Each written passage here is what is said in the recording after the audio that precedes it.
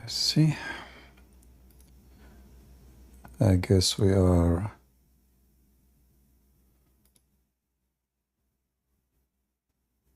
Are we live already in Ramble? Not yet. All right.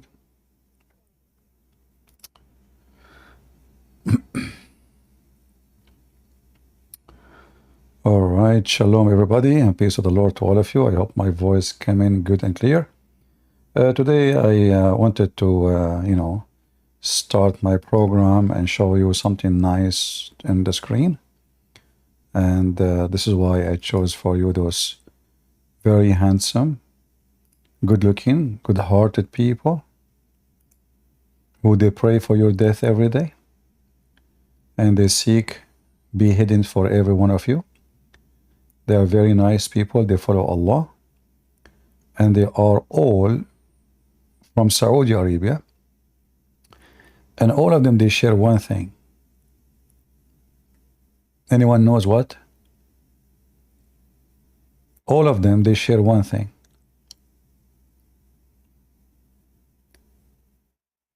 Anyone knows, can guess what they share together?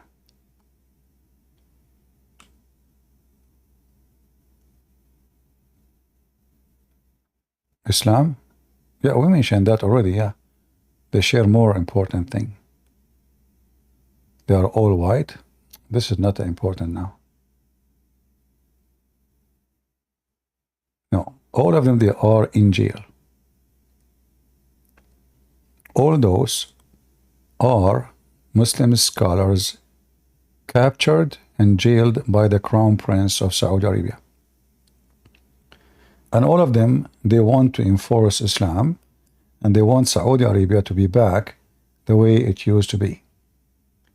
So the Crown Prince, now some of them, they are very important, some of them so, like the young ones are not really, the young ones are, let us say, those like, in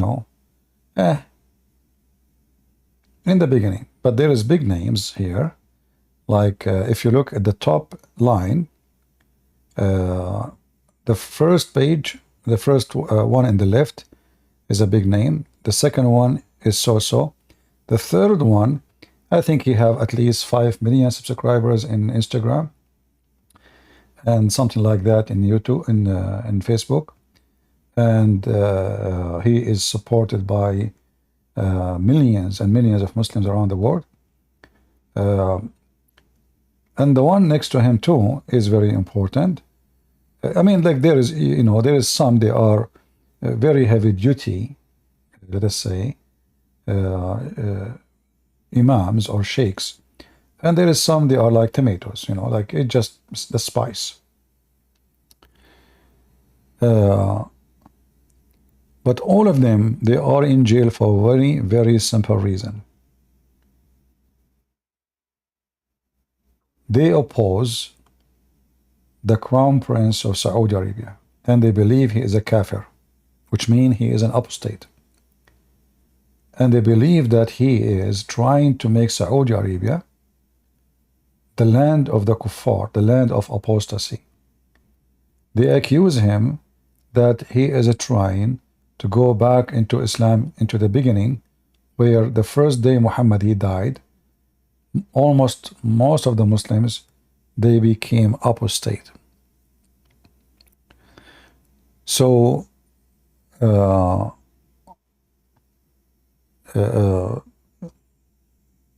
is a lot of anger inside Saudi Arabia between the religious society. Now, generally speaking, the new generation in Saudi Arabia, but this is in general, not everybody, which means I'm saying not everyone is young, he is not religious no more. No. But generally speaking, the new generation in Saudi Arabia, they don't buy Islam in exchange for a box of matches. Especially females.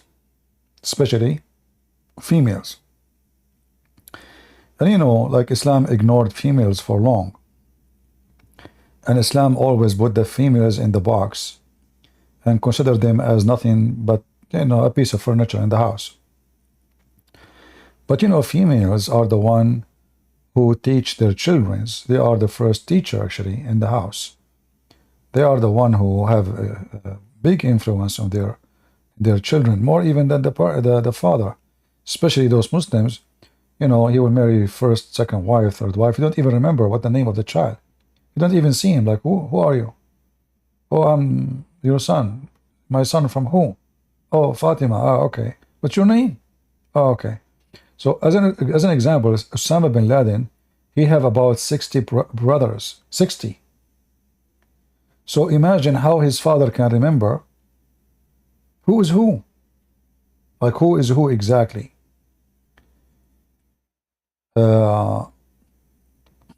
They are all from different women's. They don't know each other. Many of them they never even met. The crown prince, sorry, the prince of Dubai. The prince of Dubai. Supposedly this person is a moderate. Like he is, you know, this is Dubai. Already he passed the number 6 wives. For sure, he is not allowed to have more than 4 in the same time, right? So he have 4 in the same time, but total until now he married from 6. And one of them, she ran away, and she was the sister of the king of Jordan.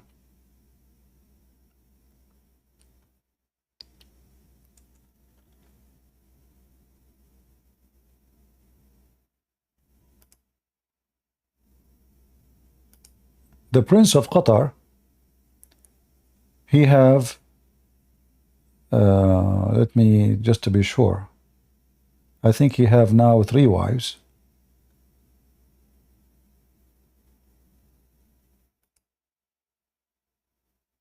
Yeah, I think he have 3 wives.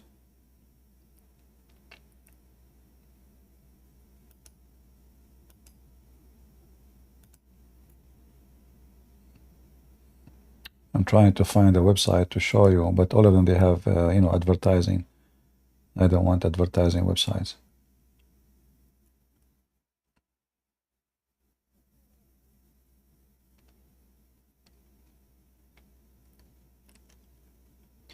Yeah, anyway, I mean, this is very normal practice in Islam, right? Nothing new. And those are the one who we knows about them. Usually Muslims, they marry always secret wives. You know, they have secret wives.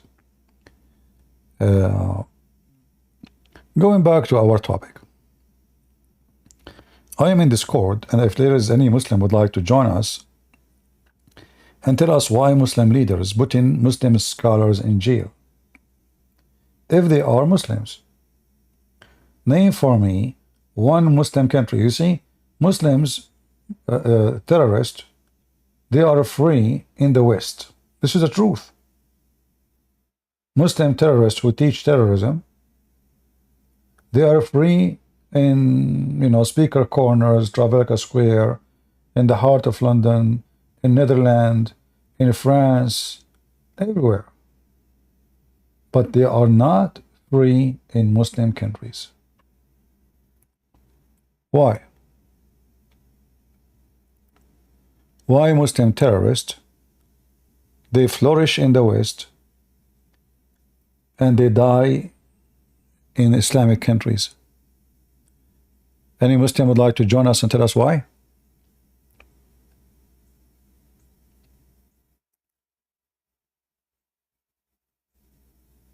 Any Muhammadan? What is the reason? Look how huge the number. And you know, this is the group here. It just the names, the famous ones. I mean, God knows how many. You know, they assume between 60 to 70,000 prisoner in Saudi Arabia. All of them, they are Islamist. And we don't know. I mean, the numbers, it just, you know, we don't know really how. I mean, maybe more, maybe less, we don't know. I mean, sometimes, you know, those Arab, they lie about each other just to give you a bad name. So it can be more, it can be less. However, it's not a secret that all those who they are Islamist, they are under the watch of the the secret service in Saudi Arabia or any Islamic regime. All speeches in the mosque, every mosque in Saudi Arabia, there is secret police attend the speech. We are talking about like big mosque, like not a mosque like, 5, 6 people, because in, Islamic countries, they build mosque every corner, and many of them, they are even empty. I know a sheikh, he built a mosque, in Saudi Arabia, even they build a mosque in the corner of their house. And the reason they do that, in the old days, not now, if you build a mosque, you receive about 3,000 riyal. I don't know how, like, that was like $1,000 at that time, almost, for doing nothing. There's nobody. It's just a room from your backyard. You open a door to the street, and you make it as a mosque. When the time for the adhan, he play a recording. He don't even go there, and he get a salary. So it was a business. Everybody open a mosque in his house. Everybody. You make a room in the corner of in your yard, have a door separated from your house, so people, they can get in, and you get salary from the government. The salary is not supposedly for you. It's called to take care, like it's a money to take care of the mosque, the house of Allah. So he buy, like, he told me even he did not buy rags. He told me that he took the rags from his old living room, and he bought a new rags, put it in the living room, and he put the old rags in the mosque, and he have a recording machine. Sometimes he is the one who click in it. Sometimes it is his wife or his son. So like when the time is up to pray, he hit the bomb, and the speaker start Allahu Akbar, Allahu Akbar. And then he collect the money. So religion is a big business in Saudi Arabia, and that means there's a lot of people, they make money from it. So if this crown prince is cutting the support for the religious business, that will make those people angry. All those names you see, they have big villas. Like the third one in the left, if I showed you his villa, you will not believe it. We have somebody with a strange name. He must be from Senegal. Your mother got to be a fucking whore to like you. Run like a mother. Even the names. I know. Do you know how I know that he is not he's from Senegal? This guy is the biggest donkey ever. He can't even make a name correctly in Arabic.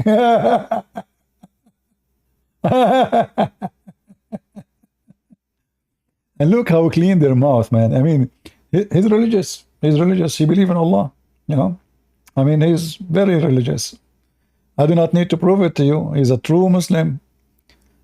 Yeah, filthy scumbag like his mother.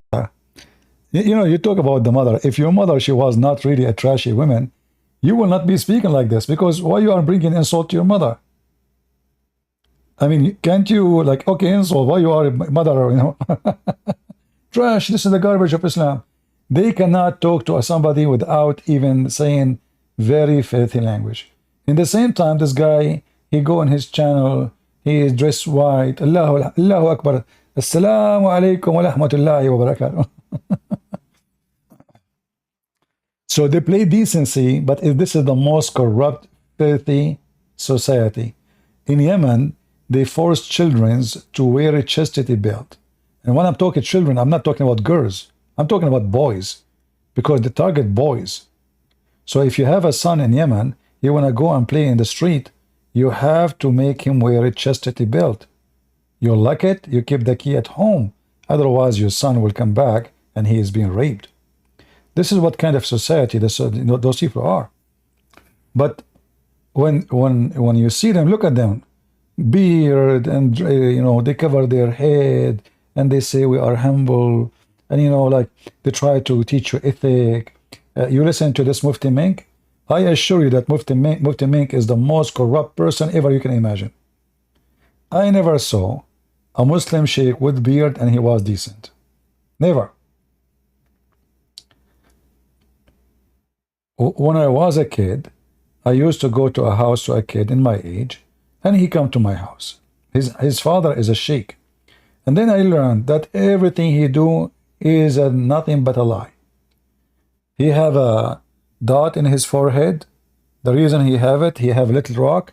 He keep hitting his head when he's watching TV, and he is hitting his head with the rock, his forehead. So I asked the kid, I said, why your dad is doing that? He said, because people will know now that he is praying a lot. Said, oh, yeah. So he's watching belly dancing. It's about Ramadan, you know. When we go out on Ramadan, before we leave, we eat cookies, we eat everything in his house. But when we leave, he say, hold on, hold on. He go to the kitchen. I never saw such a thing before. And he put a lot of salt on his lips. I said, what are you doing? He could not answer because he cannot move his lips. He moved his hand like, don't talk now. So after like he waited for like a few minutes, then he took all the salt from his lips. I said, what you did? Why you did that? You look funny and you look stupid with the salt on your lips. He said, this is what my dad taught us. So nobody will know that we are eating in Ramadan. So what they do before they leave the house, all of them, they put salt in their hand, and then they wet first. They wet their lips with their tongue, and then they put their lips on the salt, and then they don't move their lips for some time until the salt suck all the water in your lips, and that will make it look dry, you know, like you did not really have water for long. So I learned about them firsthand how hypocrite they are. Very, very hypocrite, awkward, backward society. His parents actually, they don't allow him to go to any Muslim kids. They allow him only to go to my house because I'm a Christian. I remember his mother, she asked me, are you Christian? I said, yes. She said, okay, how many books you have in the... Because she was afraid her son, he told me to say that I'm a Christian. You know, they don't trust anybody. So she was examining me if I am a Christian. You know, she started asking me where are you from, your parents, etc. And then when this is confirmed, then she allowed her son to go to my house. Maybe Ultimate Fort is coming back. We can use him from time to time. No, this is not. Okay. This is not an Ultimate Fort. Hello. Hello, CP. So I'm not a Muslim, but I have a question. So basically, Muslims claim that Psalms 91 is talking about Jesus being resurrected. How like is it true, or like how can we refute this argument? They claim what? That Psalms 91 is saying that Jesus got saved by the angels and got not crucified. Psalms. Yeah, 91. And Psalms is about Jesus, speaking about Jesus in that verse. Yeah, it's saying that he will no harm will will be close to him. He will be saved from all danger. Okay. The Muslim is saying that that Jesus got saved and got not crucified. Read for us what it says there, as long as we don't have Muslims. Okay, I'm gonna read. I might just read everything so we don't take anything out of context. So Psalms 91.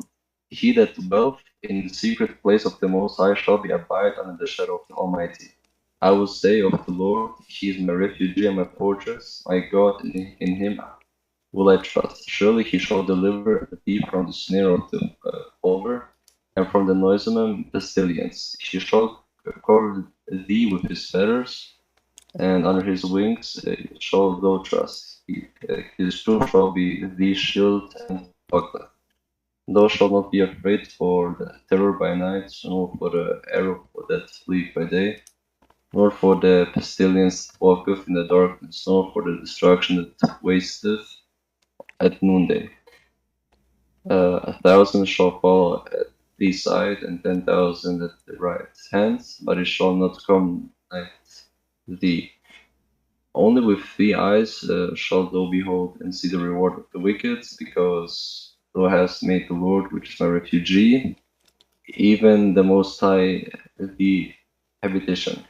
There shall no evil befall thee, neither shall any plague come nigh thy dwelling, for he shall give his angels charge over thee to keep thee in all thy ways. They shall bear thee up in their hands, and lest thou dash thy foot against a stone. Thou shalt tread upon a lion, and adder, the young lion, and the dragon shalt thou trample under the feet, because he has set his love upon me, therefore I deliver him, I will set him on high, because he hath known my name. He shall call upon me, and I will answer him. I will be with him in trouble, and I will deliver him and honor him. With long life will I satisfy him and show him my salvation. All right. So now, Yeah. first of all, what that sound? Is that from your side? Is that your Which phone? one? I don't know, your phone? No, I don't. Oh, okay. Nothing. Okay, it's maybe my PC is pretty kind of loud, so this could be the reason. Okay. Yeah. First of all, I find that the Muslims, they are very funny when they speak about a book they themselves they don't have. Same time, do they approve that this is about Jesus? The Muslims? Yes. I mean, Yeah, they say so they agree that this is about Jesus? This is what they say? Yeah. All right. Yeah, this is what they're saying. Okay. If we read it from verse number 1, can you read for me verse number 1 and 2 and 3? He that dwelleth in the secret place of the Most High shall abide under the shadow of the Almighty. I will say of the Lord, He is my refuge, my fortress, my God, in Him will I trust. Surely He shall deliver thee from the snare of the wolver and from the noisome pestilence. Let us stop here. Who you think is talking here? Who is going to save whom? And who is calling who God? I mean, somebody's calling somebody God, so it could be. No, first of all, this is the book. This is the book of who? I mean, this is of David, right? Who received the Psalms. Sorry? Isn't the Psalms David received the Yeah, Psalms, but I'm saying, who is the one who's talking? Okay? The one is talking about he will be saved, or somebody else will be saved. It's more like talking about someone that should trust in the Lord. No, when he said, "You are my God," I depend on you. You are my God. You are my refuge, my protection, etc. And then, where is Jesus in the story? I mean, you can really see it. I guess the only thing from what I could kind of guess, it's only from from 10 to 15. That's what the Muslims use. My friend, when the Muslim they speak, when they speak about something, either they have a proof of what they say, or what they are saying, it does not make any sense. So where it says that Jesus will be saved, where it says he will not be crucified, where it's even mentioned the name of Jesus. I mean, it's not mentioned, and then there's the part where they mention Matthew 4:6, where Satan is quoting the same thing to Jesus. Just a moment, Matthew 4:6. Okay. Then they go to this place and they say, should I read it? Go ahead. And said unto him, If thou be the Son of God, cast thyself down, for it is written, He shall give His angels charge concerning thee, and in their hands they shall bear thee up, lest at any time thou dash thy foot against a stone. Yeah, but they have nothing to do. It's still nothing, I mean, this is saying the same thing. No, it doesn't say the same thing. When Jesus here refusing, when Jesus even he quote from the Old Testament when he said to Satan, like it says, don't try your Lord, your God. He is giving him the answer. This is not quoting the story. You shall not test. This is, you know, like when Jesus says to the person who said to him, you're good. He said, why you call me good? Don't you know that only God is good, right? So are we going to go and take it from a certain area and say this verse is about Jesus? No, it's mentioned in the Bible many times that only God is good and all men are sinners. So I can make a story from nothing. However, when the Muslim, they say that this one is about Jesus, if you read the last verses here, verse number 16, it says he will live long, right?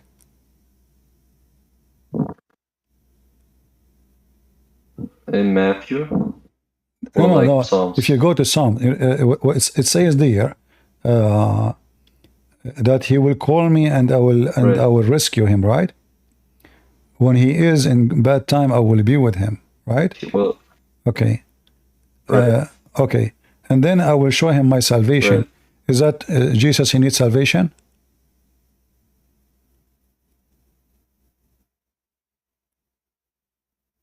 I mean, this wouldn't really make sense, to be honest.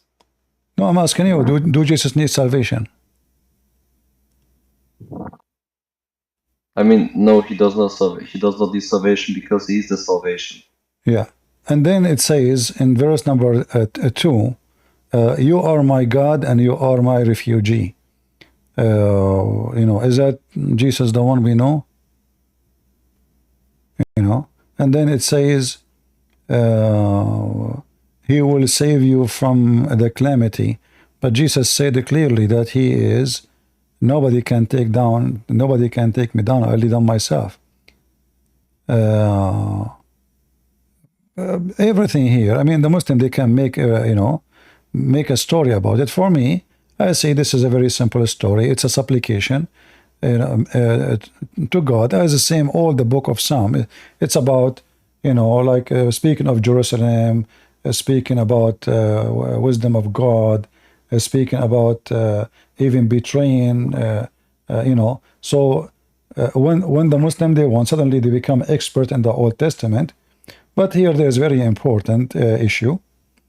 If you remember, just you know, just 2 days ago, we spoke about Muhammad and how Muhammad was killed by poison, right? It's kind of... What? Sorry? Sorry, it's kind of lagging. Can you what? I'm sorry, it's kind of lagging, so I can't really understand you, but I'm saying we spoke before about Muhammad, how he was killed by poison, right? Yeah, I don't know, your voice is coming in and out.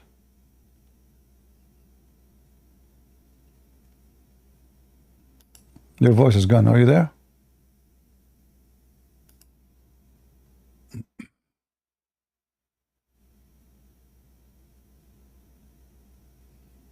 We lost the guy. Do you hear me? Is it from my side only or what? No, it's... Okay, you know, I see it's pretty... fix your internet and you can come back. Okay? But, you know, the Muslim, they can say whatever they want. I mean, I'm looking at it. There's nothing about Jesus. Okay, no problem then. You know, even if somebody want to say that this is about Jesus, even if he's a Christian, want to say this about Jesus, we can make anything then about Jesus. But for me, I don't see really anything there about Jesus. This is a normal prayer, normal supplication. And you know, we know that this is a book, is a poetry, is a song, is a, you know, is meditation. So they can say whatever they want. Same time, if this is about Jesus, then all the Quran is a lie. Why? Because David, if he mentioned that Jesus I mean, if David is mentioning Jesus, and who is Jesus for David, then we need to remember that David himself is a king. And David, when he speaks about Jesus, he will not speak of him as someone higher than him. The Muslims, they consider David as a prophet, right? Right. All right. So in order the Muslim to believe in this about Jesus, then they have to accept all the description about God there. So do the Muslim believe, or that the meditation, it says that you have wings? Do the Muslim believe God have wings? Is that really a description of God? No, they don't believe that. Okay, what we but here, even here, it's just a meditation about God. God is not a bird, and God is not an angel, and so this is a meditation. God, about God, what God can do. I seek refuge by you, in the hard time, when we are in difficulty. I depend on you. You will rescue me. We know that David himself, he went through very, very hard time. However, maybe somebody will come and say, oh no, this is about Jesus. But for me, I don't see anything about Jesus there. If you can if you can show me something where it mentioned Jesus, I'm listening. Do you see anywhere it mentioned that? I mean, it does mention it, but then the argument comes where the Muslim says, "But was Jesus in a bad situation?" And then I say yes, and then he would use this argument where he says, "He shall call upon me, and I will answer him, and I will be with him in trouble and deliver him and honor him." Well, we know that David, he came, he went through many wars, and he had many victories, and God, he supported him, right? And then God, he was angry from him again. So you can make this about, we can make it about Muhammad if they want, Why it's not about Muhammad? Because he wasn't raised before he died, right? Yeah, but this is all is their own fiction. For me, I don't see Jesus. In the case of Jesus, who can even harm Jesus? If Jesus don't want, if Jesus don't want anyone to harm it, when Jesus said, "Let your will be done," so there's the will of the Father, the will of the Son. The will of the Son, the Son is always obedience to the Father. So if there is no harm will happen to Jesus, so Jesus, he agreed with the Father that the cross is coming, let your will be done. And then Jesus said to his disciple, you will do this, you will deny me, you will reject me, you will, correct? So Jesus, he knew. Don't we know that Jesus in the last supper, he said, he broke the bread, he said, this is my body, will be broken for you. I mean, yeah, it also. Okay, so does Jesus predict that he will be saved, or his body will be broken? Well, his body will be broken. And his blood, and this is my blood, correct? Will be shed for you? Yes. So Jesus confirmed. So Jesus confirmed what happened to him. So when the Muslim, they say, let us go to the Old Testament. Well, David was not in the time of Jesus. Same time, we have Jesus himself speaking of himself, what will happen to him. So they can go and manipulate whatever they want, and they can claim as they wish. But obviously there's no name of Jesus, and Jesus said it clearly that he will be crucified. When he spoke about his bloodshed. He spoke about coming back. He spoke about we have in the First John, 4th John. When John, he said, we saw him and we saw his wounds, right? So they, even after resurrection, they saw him. So the Muslim, he can, just desperate, trying to find something to say Jesus was not crucified. But guess what? If the Muslim, they will say Jesus never been crucified, that even the Christian, if this is a truth, that will make the Christian believe more than Jesus is a powerful God, more than just Jesus is crucified. I mean, you Muslims are trying to make us believe that Jesus is God or Jesus is not. Because if the Muslim idea is that yesterday we have a Muslim who was saying nobody can kill God. Well, if this is what make you believe that nobody can kill God, that will make Jesus God. Well, based on this, Jesus is God, because nobody can kill God. So the idea of killing God is their foolishness, because simply Jesus exists, the Messiah exists before his birth from Mary, before Abraham I am. So the crucifixion of Jesus was the crucifixion of Jesus, the person who is born in the flesh from Mary.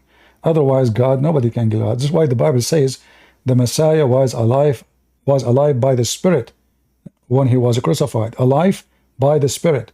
So he is still alive by the Spirit, for our God is a Spirit too. Their God is not. So nobody can kill God. I agree with that. Jesus, they killed the flesh, and that is the Messiah. It's not like different person. No, it's the same person, but still God is always living God, and God always is alive. So even when Jesus was in the flesh is, when we say resurrection, even for a human being, resurrection is reuniting the soul, the spirit with the flesh, correct? Right. It's connected, yeah. Yeah, so even a human being, when he die, his body die, but his soul never die. Soul will never die. Even the evil one, doesn't matter. The evil and the good, their soul will never die. So in the day of resurrection, they will be reunited. If this is the case for a normal human being, so how is it for Jesus then? So let us assume that Jesus is just a normal human being, and they killed the flesh. Still, the soul of Christ or the Spirit of Christ is alive. So if that can happen to a human being, how about Jesus? So the Muslims are so desperate. Even the Muslim, they believe that when he go to the grave, he's alive. The angels will come to him and they will ask him 3 questions. Correct? Yeah. So are you saved from death now? Because you are dead and you are talking. Are you dead or you're alive? I mean, you're alive. Obviously, you're alive. So even their death is a fiction. Muhammad said to them, "Pray on me every Friday, for your prayer will be submitted to me." They said, "How we will do that, and your body will be decay?" He said, "We, the Prophet, our body will never decay." And here you see how stupid this issue is, because if his body decay or not, are you dead or not? Let us say your body did not decay. Right. But are you still alive? I mean, that's not really possible, like, for your body to decay. So, I mean, you're dead, I guess.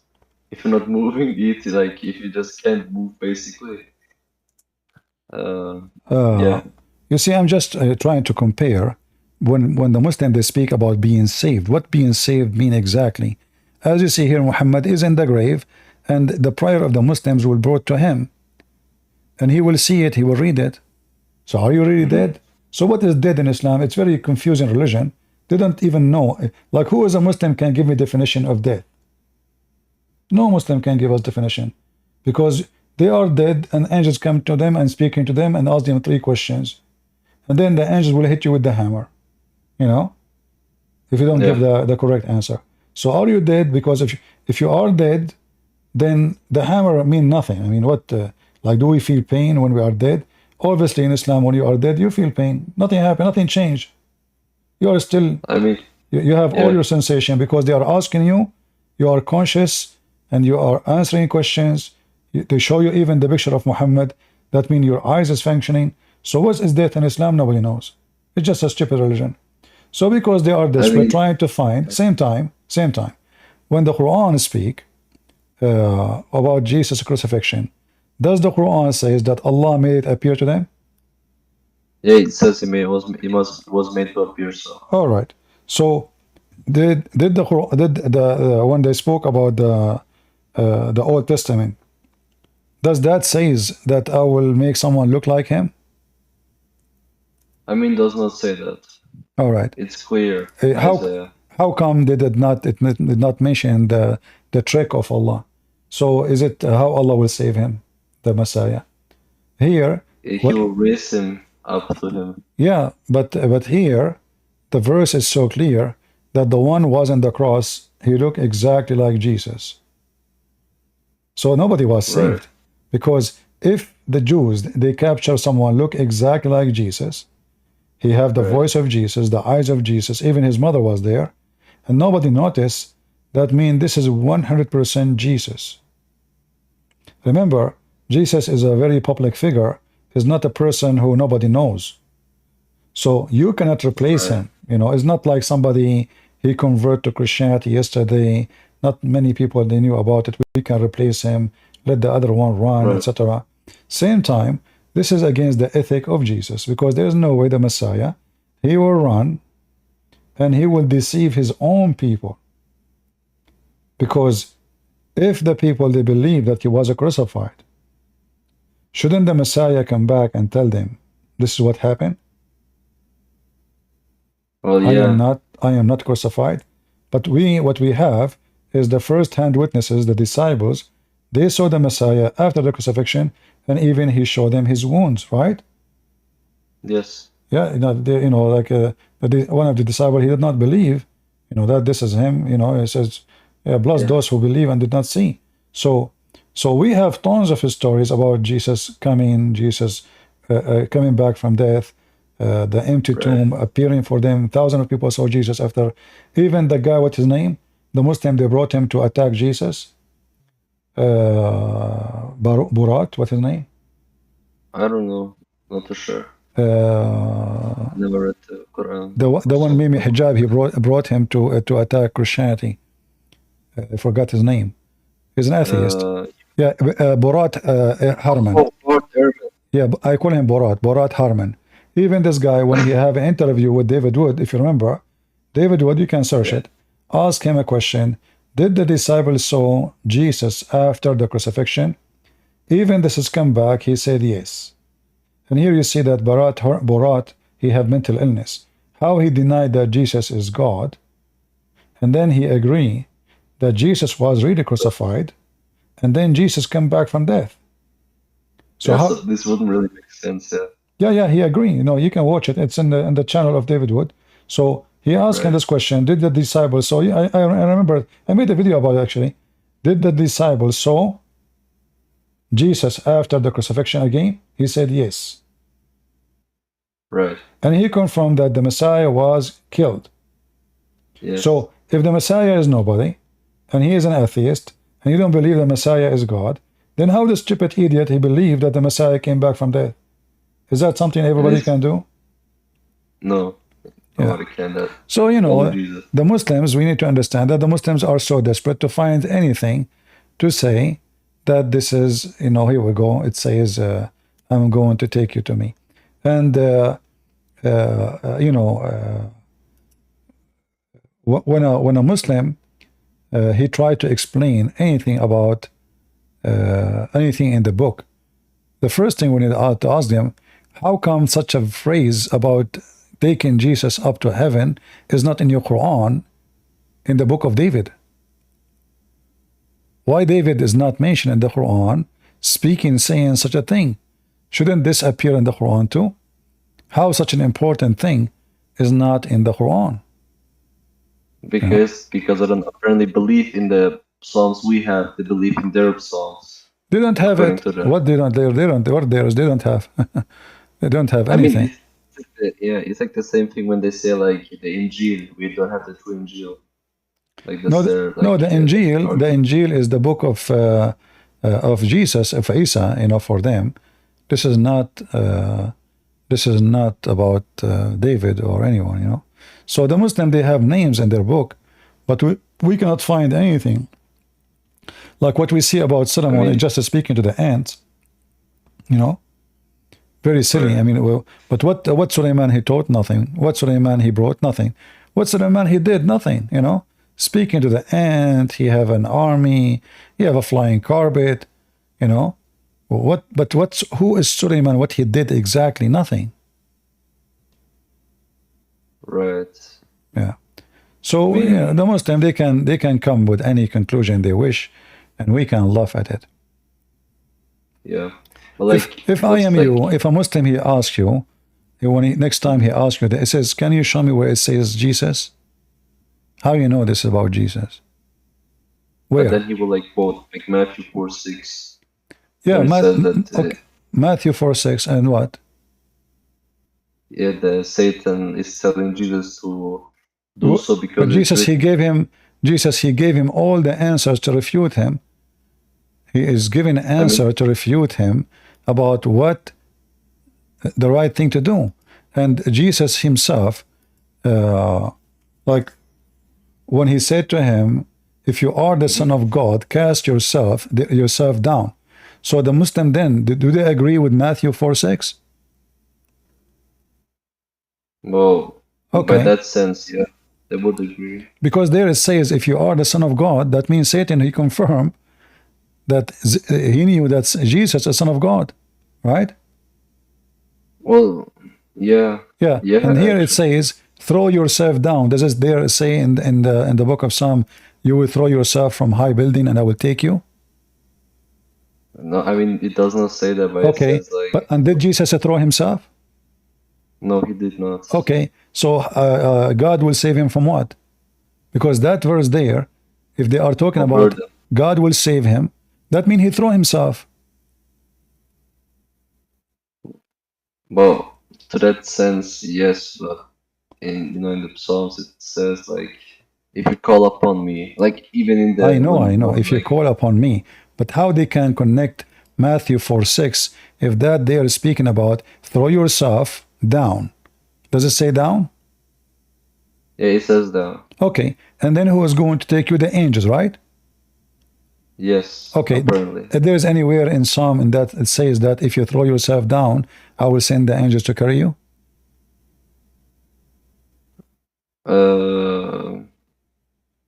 Wait, hold on. Yeah, why it says here, for shall he give his angels charge over thee to keep thee in all ways. In like Psalms 11. Yeah, but there's nowhere there. It says, you see, it says no disease will enter your house, your dwelling. Okay, that Jesus is the healer. What disease?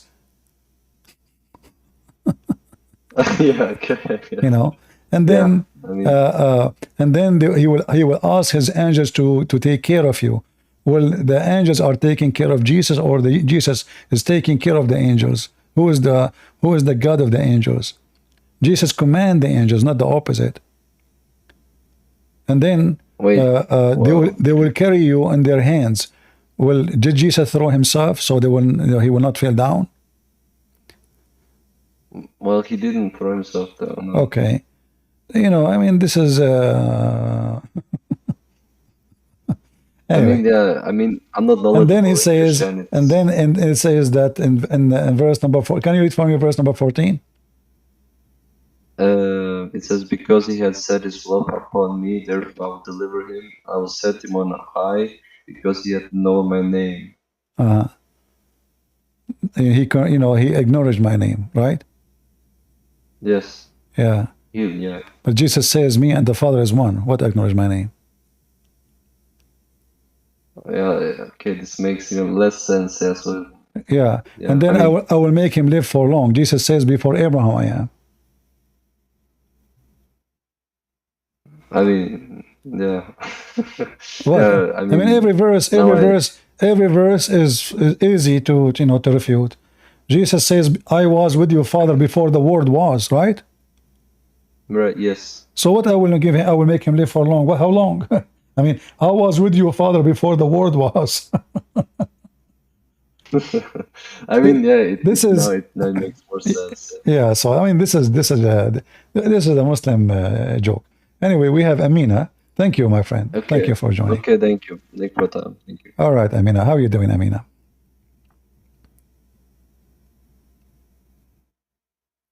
Are you there, Amina? Hello. How are you doing? Good, good. I don't know if you remember me. I'm not sure. Remind me of yourself. We chatted like I think about a month or so ago, maybe even 2 months ago, and you kind of helped me realize some stuff about Islam. And one of the topics we talked about was female genital mutilation. Yeah. Okay. Cool, cool. And you are an ex-Muslim now, right? Or not yet?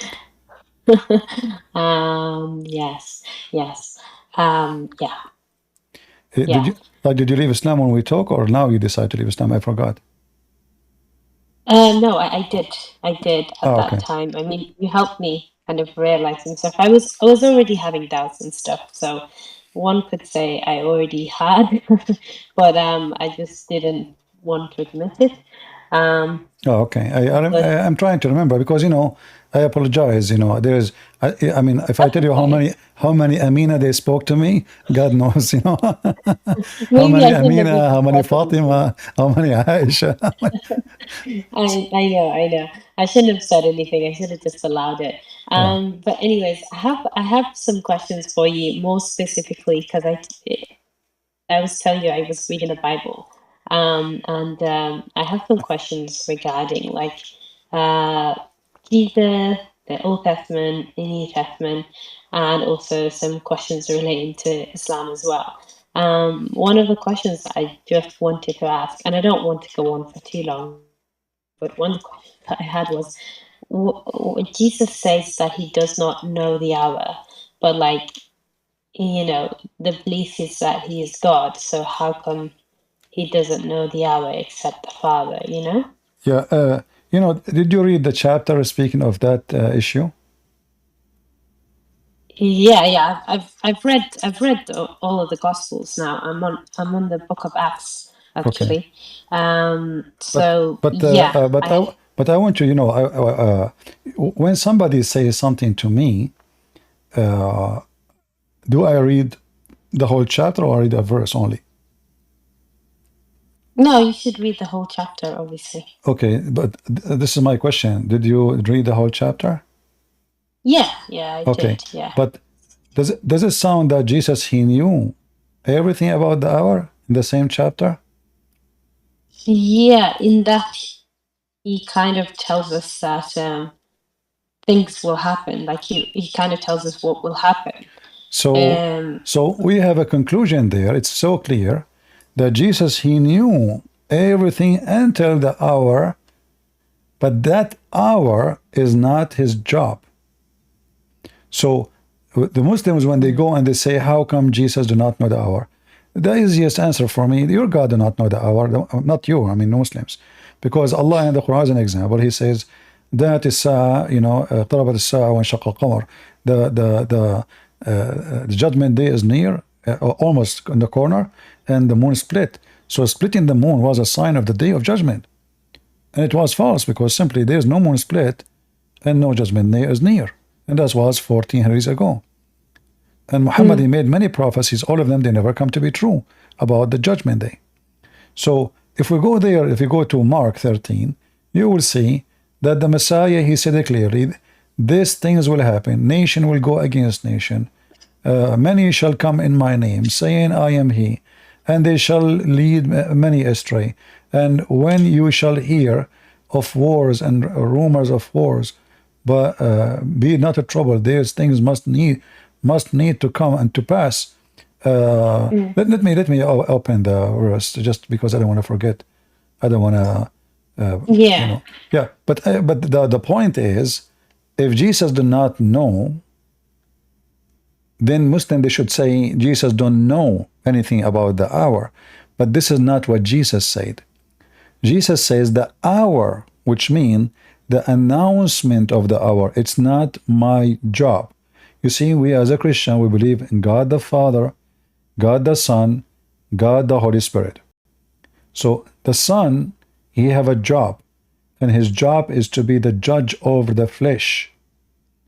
You are a lady, Amina, and in the tradition in the Middle East, if somebody wanna go and ask for your hand, they are going to talk to who? Yeah, my father. Why you call him father? My dad. Yeah, but why you call him father? Because he helped make me.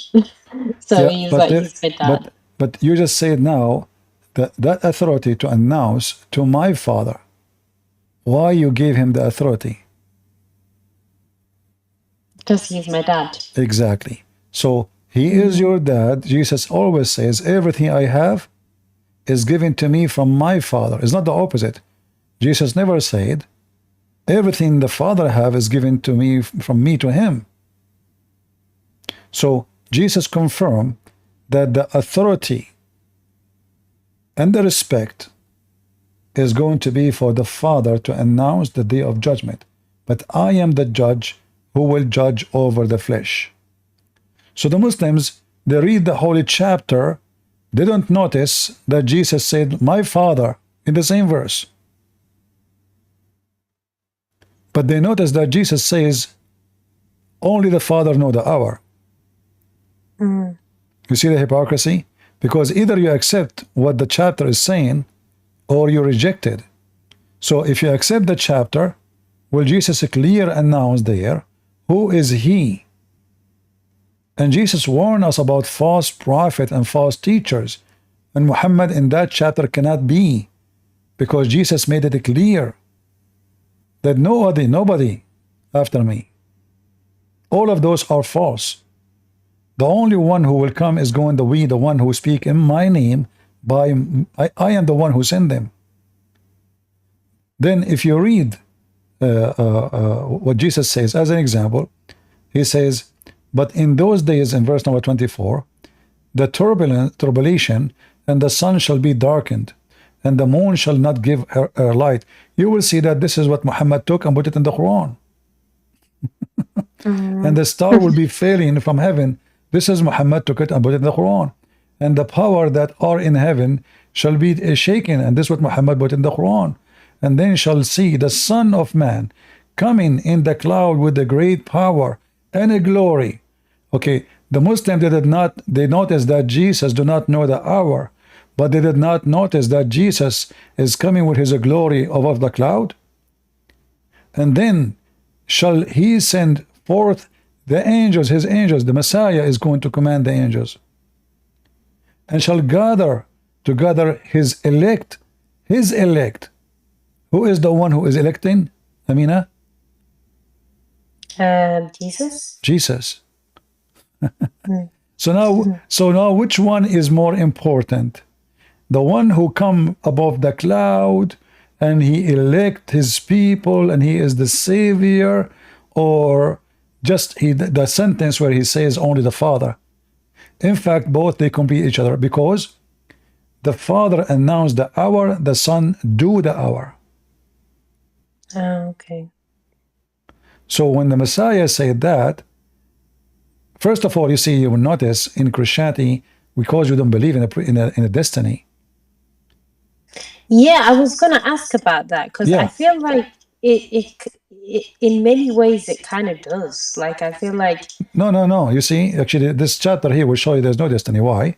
Because the hour is not preset.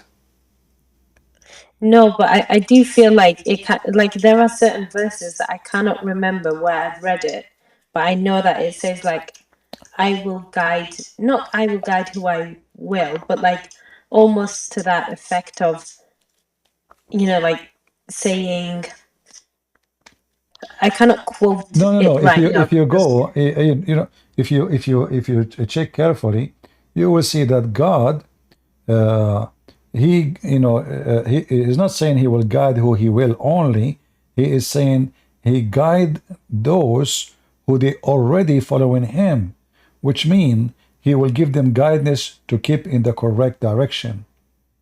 This is not about guiding you and not guiding someone else. No. So like now, I am a Christian, I believe in the Messiah, but still I need guidance. I'm not guided, by myself. I need the guidance of God, because if I depend on myself, always I can be misled. I can be tempted. There's many things can tempt men, It can't, he can be tempted by women, he can be tempted by money, he can be tempted by jobs, by position, by power, by authority. Always we need guidance of God. So the guidance of God is always necessary. Even God can, like you see the Quran says that Allah is a deceiver. In the Bible, God, he will, it's mentioned even the word deceive there. But deceiving here is not about deceiving you from being guided. No, it's about deceiving you from doing your wrong, which means you will not be able to accomplish it. So let us say God decide to save me, you know. So God will not make your plan work. This is the deception we're talking about. It's not God going to lie to you, no. Okay. God will make you think that this is the right, you know, like, let us say, God will make you think that you are powerful and you are successful. So he will make you, he will let you go. You are deceived already and you are out of his mercy. And this is what happened to us when we are out of his mercy. We feel we are strong, and then we keep walking, and then we find ourselves in the quicksand. So when we speak about the Bible is about there is people who God guide them, save them from the quicksand, and there's people who God don't tell them there is a quicksand because already they decide to be his enemy. Who knows? Like, who knows what is inside my heart better than God? Nobody. Right?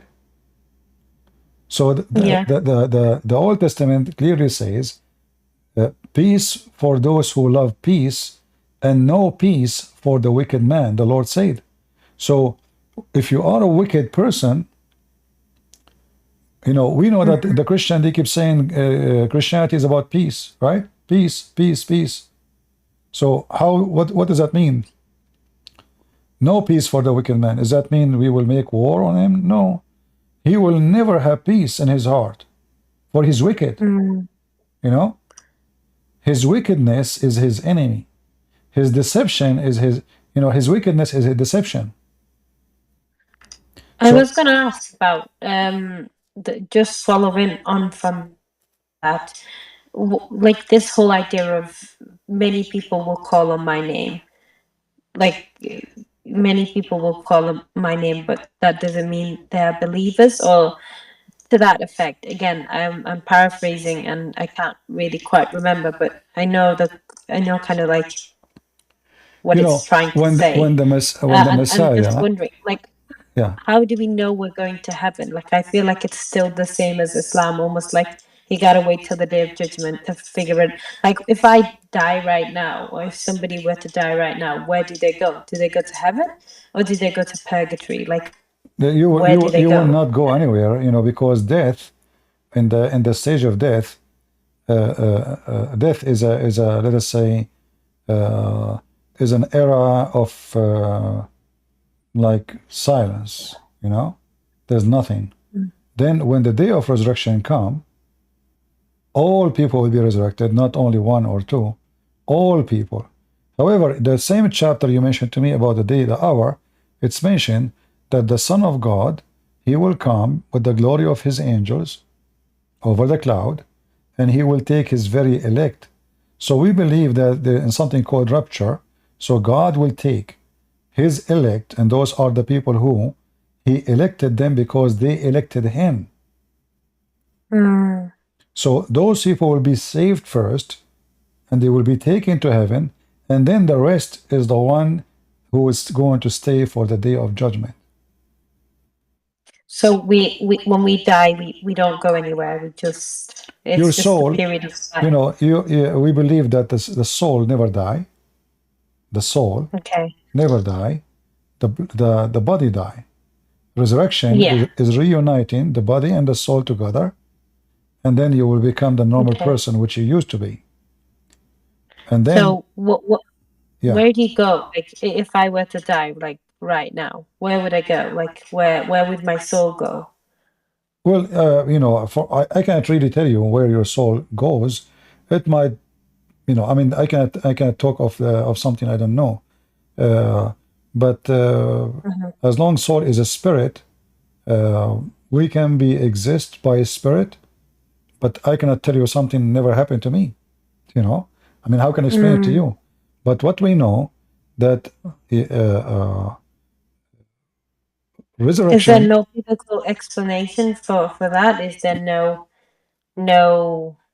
nothing? You know, we can find some verses in the Bible, but still, I mean, like for you, because the way I'm looking at I'm listening to your tone, your voice, you're like you're trying to find a confirmation about what will happen to us. Yeah. Yeah, the soul, the spirit, nothing, no harm can happen to it. The soul will be preserved. The body will be destroyed. Jesus mentioned something very important. He says, don't be afraid of the one who destroy your flesh, but the one who destroy your soul. The destruction of the soul is not death. Is your soul will go to hell. All right? So it's possible, I cannot speak for God, it's possible that soul of the wicked person, even though it's not judgment day yet, it might be thrown into hell until the day of judgment. And could it be possible that the soul, like for example, of this, I don't know, because I know that there are different denominations of Christianity. No, and we don't care like, for domination here. This is not about domination. You see, no. anything is not in the Bible is not biblical. As simple that. So only the Bible is our judge, is not a priest. Yeah, so even including like Peter and John and what have you, those people that have died all those thousands of years ago, are they still not in heaven? Are they still waiting for the rapture, like you said? You know, like the New Testament speak about many saints. They've been resurrected when Jesus was resurrected. So it is possible that the Lord, he resurrect them. We do not know. It's possible that he take them to him. We don't know. But what we know, that every human being, every one of us, he made decision, and based on his decision, his location will be. It's not even God, actually, in Christianity. It's not God who decide for you where you will be. It's you. Because it's you who decided where to be. And it's not like in Islam, like predestiny, and then, you know, before even you are created, everything is written for you. You will be in hell or in heaven. No, it is you who decide where you will be. And then, that's why I say, a believer will not be worried about what will happen to him as you are asking. Because if I am granted salvation, because if I believe in Jesus, all those questions will not mean anything to me about what will happen to my soul, what will happen to me. I mean, I'm promised to be to heaven. Yeah, no, I get why someone like you who's pretty strong and quite knowledgeable about their faith wouldn't. I think it's just one of those things that I guess you can maybe understand and have compassion for people that have that are coming from different faiths, like for example, like me, for example, like Islam, where death is explicitly talked about, and we kind of fear that, and we fear hell, and we want to go to Jannah and what have you. So I understand why you wouldn't, but I guess you can maybe appreciate why someone in my position would. Because, no, I understand. No, I'm not. I'm not saying you should not. But the Bible says it clearly. Like it's everything goes back to God. So when a person he die, he's created from what? From dust, right? So dust will go back to dust, and soul will go back to God. For who is the one who gives soul? God. The soul is the power of life, and God himself is life. So when God, he breathed into Adam, he breathed what? He breathed life. So every soul will go back to God. So where God, where he have the soul, I don't know. I mean, there is like a place, but as an example, if we go, I think, I can find the verse, I think it's 12:7, which book? I forgot the name. I'm trying. I know the name in Arabic, but I don't know the name in English. You see, this is my problem. Like because the translation. Like in Arabic we call it a jamia, which is 12:17, and then it says the flesh will go to the dust, and the dust. Let me look in English. Yeah. Yeah, they post it for you in English. I don't even know how to read the name. Sorry. That's okay. Yeah. So they posted the verse for you there. You see it? Yeah. So the body will go to the dust, and the soul will go to God, which is what it came from. You know, but what will happen? What we can confirm. I mean, I don't know what God will do with it until that day, but what we know that the day of resurrection, the Christians, they will given a new flesh. They will be given its resurrection yet, yes, but when they go to heaven, they will not be in the same nature. They will be like in a way better nature as a human being. This is why Jesus says he and she, they will be the same as angels. They ask him about who is going to marry this woman, like she married many husbands before. So who is going to be her husband? He said, those who they are saved, he and she, they will be the same as angels. So what we know that those who they are the elect, those who they are saved, they will not have the same nature as we are today. The nature we have today is a nature of needs. We are slaves of our needs. You know, I need to sleep. I need to eat. I need to take a shower. You know, yeah. We have a chain of slavery in our life, and this is why, you know, this is what God said to Adam. You know, when He kicked him out from heaven, that death he will die. You know, so the death will happen. Is not only death of the flesh, is death of pain, illness, sickness, hunger, suffering. So our life here is not is nothing but a chain of punishment. Yeah. Yeah. I was also going to ask about the idea that when Jesus says, "Not all people who call on my name are." Not everyone says to me, God, God, right? Yes, yeah, Lord, Lord. That and I was just wondering, like, that sort of confuses me because I'm like, well, what do you do? Like, how do you then become a Christian? Like, when do you know you're in God's favor? When do you know you are saved? Because I'm like, well, if it's just the idea of believing in, the triune God and believing that Christ died for your sins, one can accept that. But then if it's like then there is this idea that maybe you're not actually in it, and that confuses me. No, the idea is very simple actually. What Jesus confirmed in Matthew 7, that if you call me God, God doesn't make you saved. The Muslim, they say, if you say Shahada, that's it, you are saved. You know? Saying Shahada, even if you commit all kind of sin, Allah forgive all sin except shirk, correct?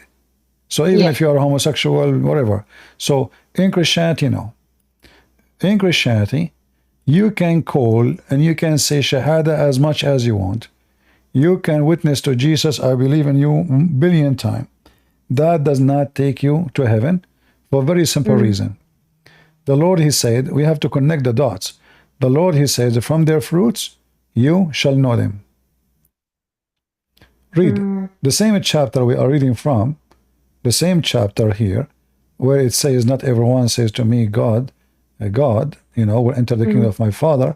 The same chapter saying that the tree, the good tree, will give good fruits. So if I am claiming to be a tree belong to Jesus, then I should be giving good fruits. Here verse number 19 says, every tree that bringeth not forth good fruit is hewn down and cast into the fire. You see it? So being claiming to be Christian, but your fruits is ugly, that is a proof that you are a false person and you never been Christian for a second. Right. Okay. This is why he Okay. said, wherefore by their fruits you shall know them. Right. You So mean now, like fruit? yeah, Yeah. but just to complete the idea, so now we will connect.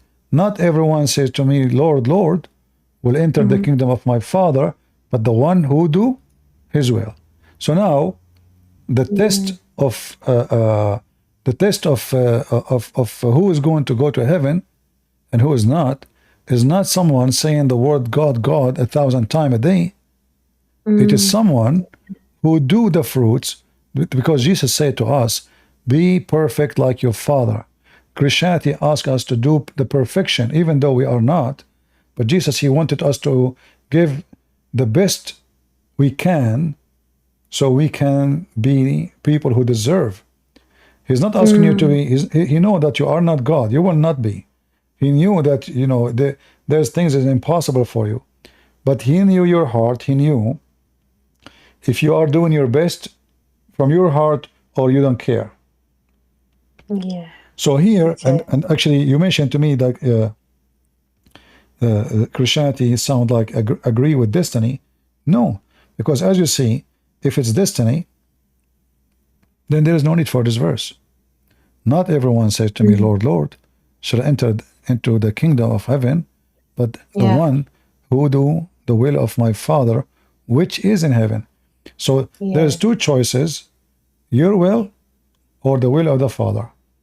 My will, Wow. Okay. Yeah. yeah, my will is to be rich, to have, you know, have fun, go party, drink, sleep around, you know, people praise me, authority, maybe to be a king.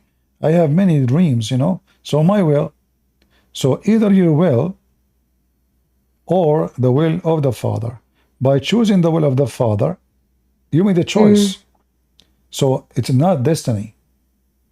You can't find the word destiny in the Bible, but destiny in the Bible does not mean predestiny for you to do things. No. As an example, Right. someone is a Christian, he will say to you, well, isn't it God, he chosen Adam? Yeah, God had chosen Adam. God chose to create Adam. Was a choice, right? So this is the first man, was the first choice of God. But did Adam commit sin?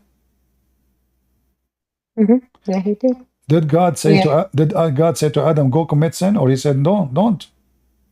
No, he said don't. See? So Adam, from the beginning, from the first day, so let us say we are struggling because of the free will. The free will, because of free will, bring justice. Why you want to punish? Yeah. Why you want to punish me if I have no free will to do or not to do? Yeah, see, that's one thing I never understood about Islam is like you know, I know like I'm on earth here, but then like if something happens to me, it's like, you know, that's the qadar of Allah, you know, it's you know, it's his will. And so it's kind of like sometimes you're like, is it me or is it Allah? Is it me or is it Allah? Yeah, you see, When I do this. this is bring a disaster to the human being, because now Muhammad, he said that if a person he commit fornication, it was Allah, you know, destiny. So that will make that will make me fornicate more, because anything I do now, Yeah. I say, you know what, this is you know, this is what Allah wrote for me. I have to do it anyway, you know. Yeah. When I was in uni, like I had friends that'd be like, oh, you know, that's just Allah's will. It's what's written for you. I could never wrap my Exactly. head around it. So And they were super like Muslim, and they'd be like, you know, it's what's written for you. And I was so confused. I was like, no, it's my fault. They'd be like, oh, you know, it's what's written for you, even who you marry. And it's like, what? That's mad. yeah, But you know, I Amina, went there on. is a video. Excuse me. There's a video. I forgot if you know Arabic. No, I don't know No, Arabic. too bad. There's a video. I can find it right now. A woman, she called the sheikh in TV, and she said to him, "I'm getting older, and I'm afraid nobody will marry me." You know, in the Middle East, when you get in your 30, you are a grandma. Nobody will marry you. you know? Yeah, I know. Yeah, you will see Scary. someone he's 60, he will go and find someone she is 12, or you know. So she is worried. So he said to her, my daughter, the prophet says, excuse my language, it's written on every vagina, the name of it is Ephar. Ismu nakihihi. It's written. That's, Yeah, I can find the video. Hold on. Even though it's in no, Arabic. that's mad. Yeah. So Okay, imagine it's written the name. The Muslim, they say, oh, here we go. Somebody posted in Discord. Somebody posted. Yeah. The name of the person who will boom the women. So he said to her, don't worry. If it's written for you that somebody will sleep with you, he will sleep with you. Allah wrote it there. Where? In her vagina. So this is the logic this Muhammadan religion bring. In Christianity, we don't have such a thing. Even though some people, by the way, from the pagan time, they like the idea of destiny, because the idea of destiny bring comfort. You know, bring comfort to your sin. So I can sin and I say, you know, God made it happen. You know what? Like, can I? You know, this remind me of a Middle Eastern actor. He wanna convince the public. He was like a governor, so he wanna convince the government that building a dam is against God. So he said, rain come from Allah, come to the ground. In the ground made a flooding come to us. Flooding is a punishment. Are you trying to stop the punishment of Allah, you kuffar? People got scared. Nobody want to have the dam no more.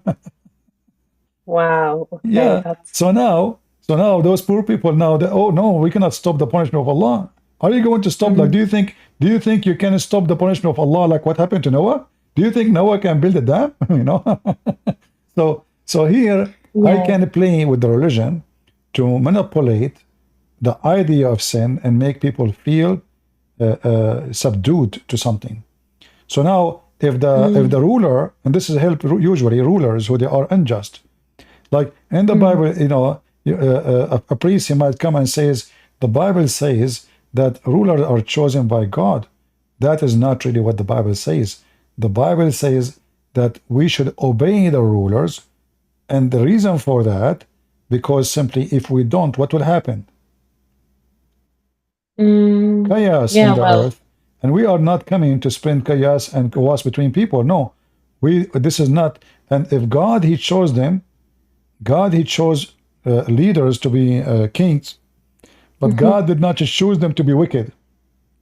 So we can say, well, if God don't want this king to be a king, for sure he can stop him.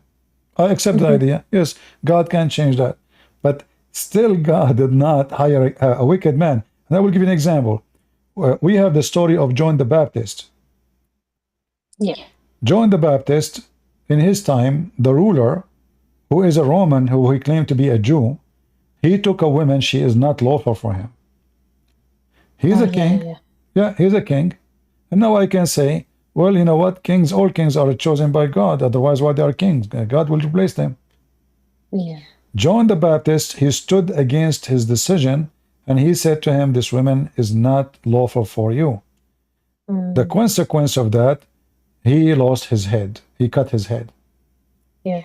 So if kings are chosen by God, there's no way John the Baptist will stand against a king. So anyone can manipulate, let us say, any book of any religion. And this is exactly what Muhammad did.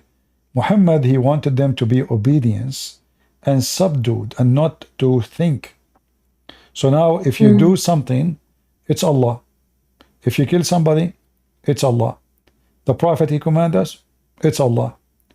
Anything happened to you, it's Allah. Your wife, she left you, it's Allah. Your husband divorced you, it's Allah. Actually, Allah, I don't know if you know, Allah, he opened a school to teach magic for the purpose of divorce. You know that? No. No? Oh, you don't know that. Okay. Yeah, because I have a degree in law, and this is why I went there. Wow. Yeah. So you will find the Quran speak about a legend actually And Muhammad, as usual, he isn't here. He take any story. You never heard of the angel Harut and Marut?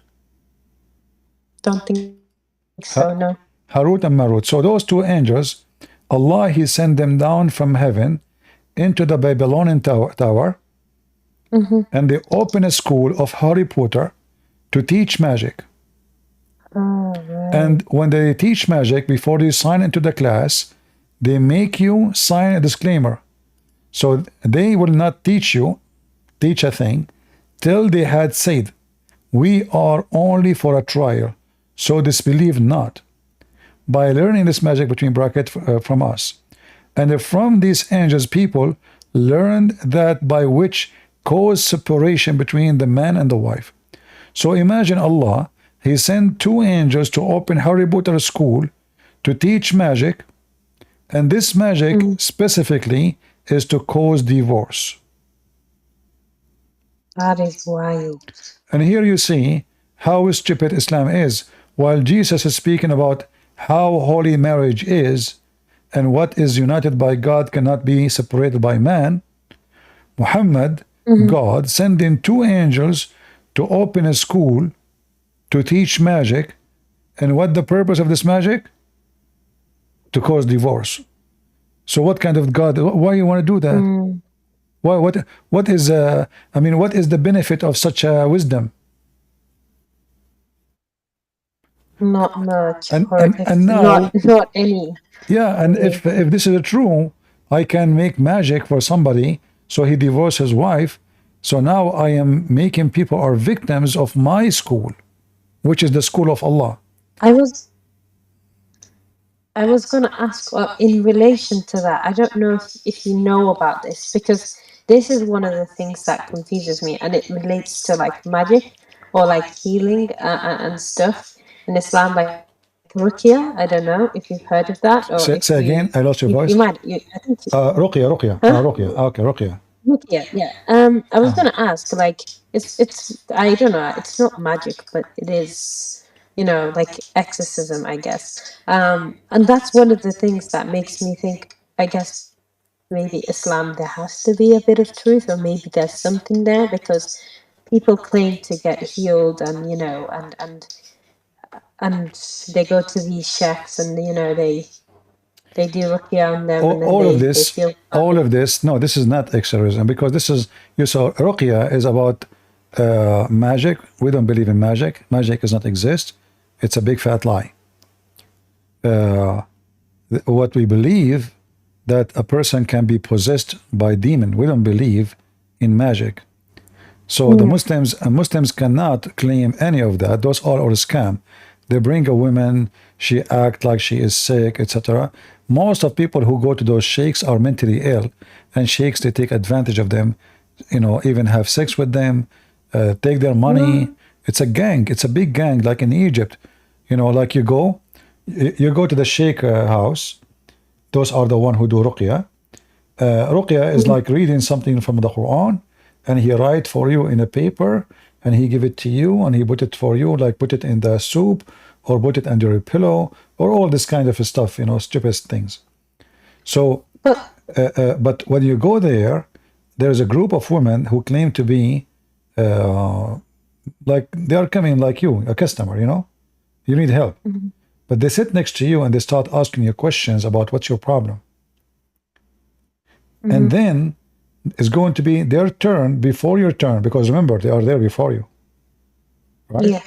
They go inside the room to see the sheikh, but in fact, they are working for the sheikh, and they tell him what you told them about your problem. Okay. You go inside, he know everything about you already, He say, oh, don't talk. You're coming here because your husband, he want to divorce you because you didn't have kids. All right, how you know? MashaAllah. How you know, Sheikh? And your name, let me see your first letter, the first letter of your name. Let me see, Latifa. Oh my Allah, how you know? I mean, come on. You know everything about you already. So it's a scam. And let me prove it to you that this is a scam. Isn't it Muhammad himself was under black magic for a year, according to Muslims? Yeah. And I also heard about like Ajwa dates. Like recently, as like a relative of mine told me to, because they don't know yet, to take Ajwa dates for this thing, for this ailment that I have. It'll cure everything, and it's a part of the Sunnah. And I was thinking, and apparently it helped them, and black seed oil and all of that. And I was like, I don't know. You see, the Prophet himself, if this is going to work, I mean, this is the Prophet. I mean, who is the one who have a power? The Sheikh or a Prophet of all of God? The Prophet of Allah himself could not fix himself. How's it going? Right? We have a Muslim here. His name is Zachariah. Yeah. How you doing, Zachariah? Good. What your name means? So- What your name means, Zachariah? What your name It's my mean? real name. I know, but what your name mean? What does it mean? I'm asking you. You know, it's your name. In Hebrew, in Aramaic or something? God remembers something like that. So why this? What? So the Quran say this name. Do Allah knew what this name mean? What it means, the literal meaning of it in ancient Aramaic. No, I'm saying I'm trying to go with you. Like the Quran mentioned the word Zechariah, right? So Yeah. Zechariah, Prophet, when it's mentioned in the Quran, Allah have 99 names, right? yeah. All right. I'm just reading, laughing at the chat. Don't worry Yeah. about the chat. Don't worry about it. Allah have 99 names, but none of them is your God. Allah, his name is Yahweh. But I'm not a scholar. So I know you're a scholar. I can't tell. not I in mean, a position. I'm sure you are not, but I'm asking you. The 99 names of Allah, if there is one of them is Yahweh or Yahweh. I don't think so. So where is the name Zechariah is coming from the Quran? Because this is coming from the God of the Christians. And this is a proof that Muhammad again is a thief, because he took a name, he do not know what the name mean, but that name include the name or the word for the God of the Jews and the Christians. If we go in the whole religion of Islam, we cannot find where Allah he says his name is Yahweh, I am who I am, you know. So how Zechariah became in the Quran? Muhammad, he stole the name, Zechariah is he put it in the Quran, and Muslims do It's not the name know. of a prophet. I know, but the name of the prophet there, Names of Allah. yeah, but you see, They're different no, things. this is not a name of a prophet, no. You see, Zechariah is a sentence. It's a sentence, it's not just a name. God, Yahweh, remember, has remember or remember me. So when the Muslims, when Muhammad he copy names, he copied the name of the God of the Christians, proving himself to be false, because your God have 99 names. None of them is this name of the God of the Christians. So when Muhammad he stole those names, he did not know what they mean. I just give you an idea what your name means. So Zechariah, Zechariah is by prophet the way, mentioned by in the the way, Quran, right? now you are In a the Jewish Bible guy. Your name, you are a Jewish guy now. You left Islam. Huh? You left Islam. You are a Jewish now because your name is Zechariah. What do you have to do? Why you are using a Hebrew name? Well, I said it's mentioned in the Quran as for prophet. You know that? Like, Zechariah is a prophet in the Quran. Yes. What he did? What is the name of the book of Zechariah in the Quran? The book, there's no book of Zechariah, but he is mentioned So how, in multiple So how he is places. how he is a prophet, but he don't have books? What he did? Oh, because not all prophets came with books, only some major ones. So what he came with? He was singing. What he was doing?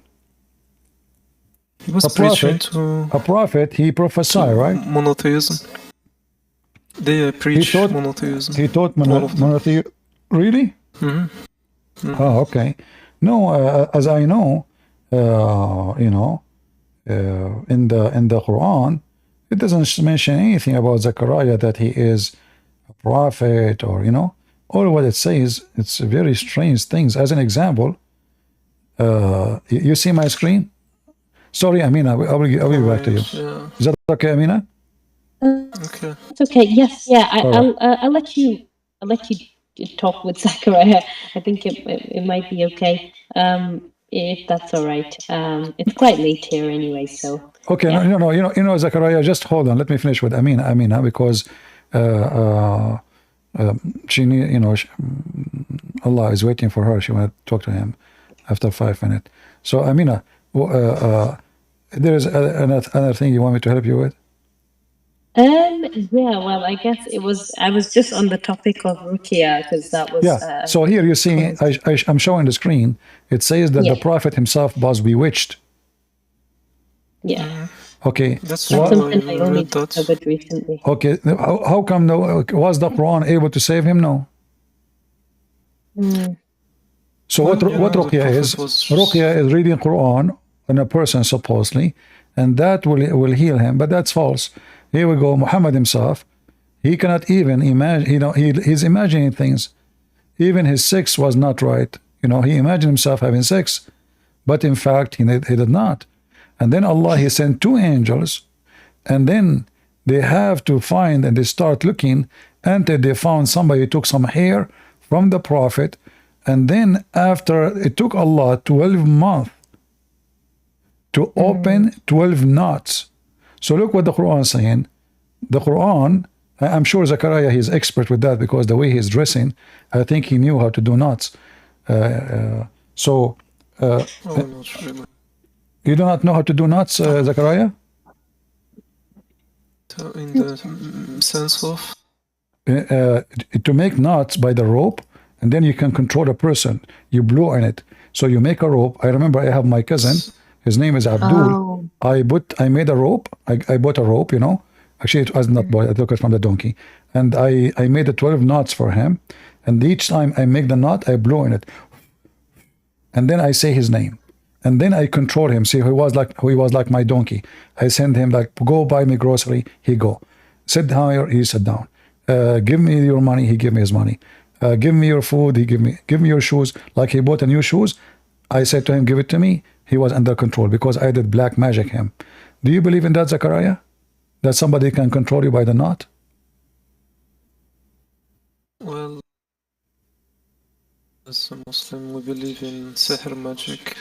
Yeah, It's haram to but the learn how knots. to What, do it, what though. is what is the power of the knots? I wouldn't know that. What do you think the knots can do? Like, I've read saying there's haram to learn how to do it, so I don't know. I'm not learning how to do it. So. have you ever practiced to make? Have you ever practiced to make a knot for somebody? No. I will tell you, Yeah. but don't teach that to anyone. Just between us. There's a girl. I like her. She hate me because I don't look good. So I don't know what to do to make her like me. So I went and I bought a rope, and then the rope have to touch her. So she went in the bus. I went behind her. I throw the rope in her shoulder. She push it away. That's enough for me. I took the rope and then I make the knot. First knot, I blew in it. Second knot, I controlled her for 12 months. She was in love with me for 12 months just by controlling her by the knot. I've actually heard that happens. What happened? I have. Like I've heard friends and family talk about like, oh, you have to be careful of certain men because they can just shake your hand and they can make you fall in love with them. You have to be really careful because of the whole idea of. I mean, back then I was skeptical and I found it a bit ridiculous, but I was a little bit scared, and not anymore because I feel like it's a bit ridiculous, but still. Once there's a woman, I like her, and I said to myself, let me shake her hands too a lot. Almost I broke her arm, and still she hate me until now. Anyway, so I mean, who in the world would believe in such a madness? This is God. This is God. This is a cartoon. This is a Mickey Mouse. Yeah. I seek refuge by Allah, the Lord of the daybreak. And hold on, I don't want to be Zachariah, how old are you? Zachariah, are you 6 years and older? Zachariah, are you there? Do you see the verse here, Amina? Do you see here, it says verse 3, it says, and from the evil of the day, darkening night. Are you there, Amina? Yes, sorry, I just forgot to press my button. Do you know that this is absolutely a false translation? Guess this is about what? I don't know. Jinn, maybe? About what? Jinn? Like Genie? Genie? Jinn, yeah. Yeah. No, you will be. I apologize for saying it. You're a lady. It's about the penis. Oh. Yeah. I apologize, but I know. Let me show you. Just to show you how they lie when they translate. Imagine this is about the penis, and then in the translation they say this is about the daybreak and the night and the darkness. Let me show you. Yeah, very, very trashy religion. And then they say to you, I mean, you look at the translation, you will see something have nothing to do with the meaning. Let us see.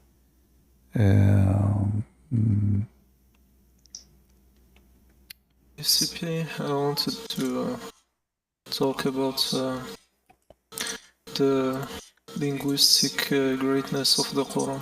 Sure. You see, we are talking about language now. Look at this. I mean, it's amazing. Your prophet saying, seek refuge by Allah from the penis when it is standing up. That's amazing. Let me see. This is in the Quran. Don't you see? Which? The verse in front of you on the screen. Can't you see it?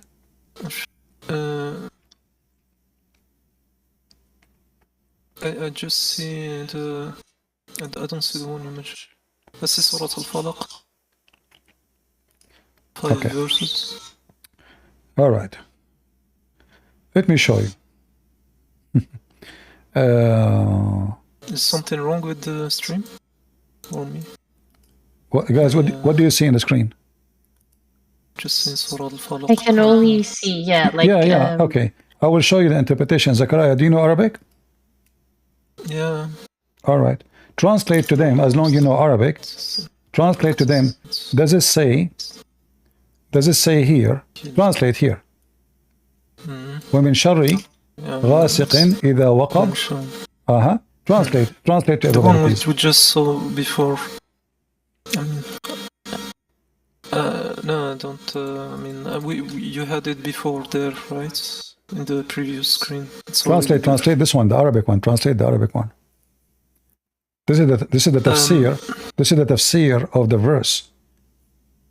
From the evil of. I mean, you just had it before, so. What had it before? What are you, Zachariah? Did you take drugs, man? What's wrong with you? Read what I'm showing you on the screen.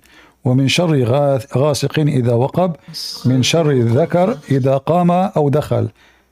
Does it say? Oh, this. I see it now. Translate to everybody, please.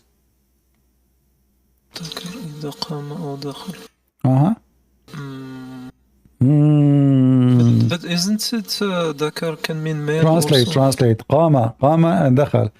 It says, guys, from the evil of the. I don't want to use the word D. Wait. The penis can mean male. Can mean male also, just like male. The male member, no. An intercourse. أدخل. Just male. قام ودخل. قام ودخل. So the male is standing up and do intercourse. But if you go to Google and type Dakar in English, it translates as male. ذكر alone is a male, but this is الذكر إذا قام and enter. So it is stand up, it get hard, excuse my language, and get in.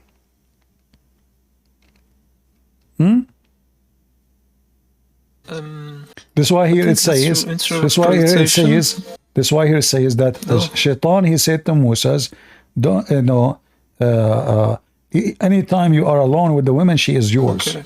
You see it? So it's about sex, huh? So what kind of God? What kind of God he said to in the Quran? Say, I seek refuge by Allah from the penis when it is standing. I will post the translation. I will post the link. I will post the link, and maybe people can post it in. Please post it in Ramble and post it in YouTube, so people can see. Do you see, guys, how they lie to you when you read in English? That's why it's very important. Here I have the translation on Quran.com. I know. This translation is just for the Zachariah. Come on. Here we are scholars. We are not a kid. I'm learning for you. I remember. I think you were my teacher in the university. Is it your name, Sheikh Zachariah? So it says غاسق is darkness. من شر غاسق إذا وقب, and from the evil of the penis, or I don't want to use the word D, when it is hot. The story is Aisha, she came to Muhammad and she is horny. And Muhammad, he cannot have sex. He is disabled. So Muhammad now, he said, I seek refuge by Allah. Muhammad, remember, the Muslim, they say Muhammad, he was suffering from the magic to the point he cannot have sex. Is that correct, Zachariah? The Prophet, he cannot have sex no more?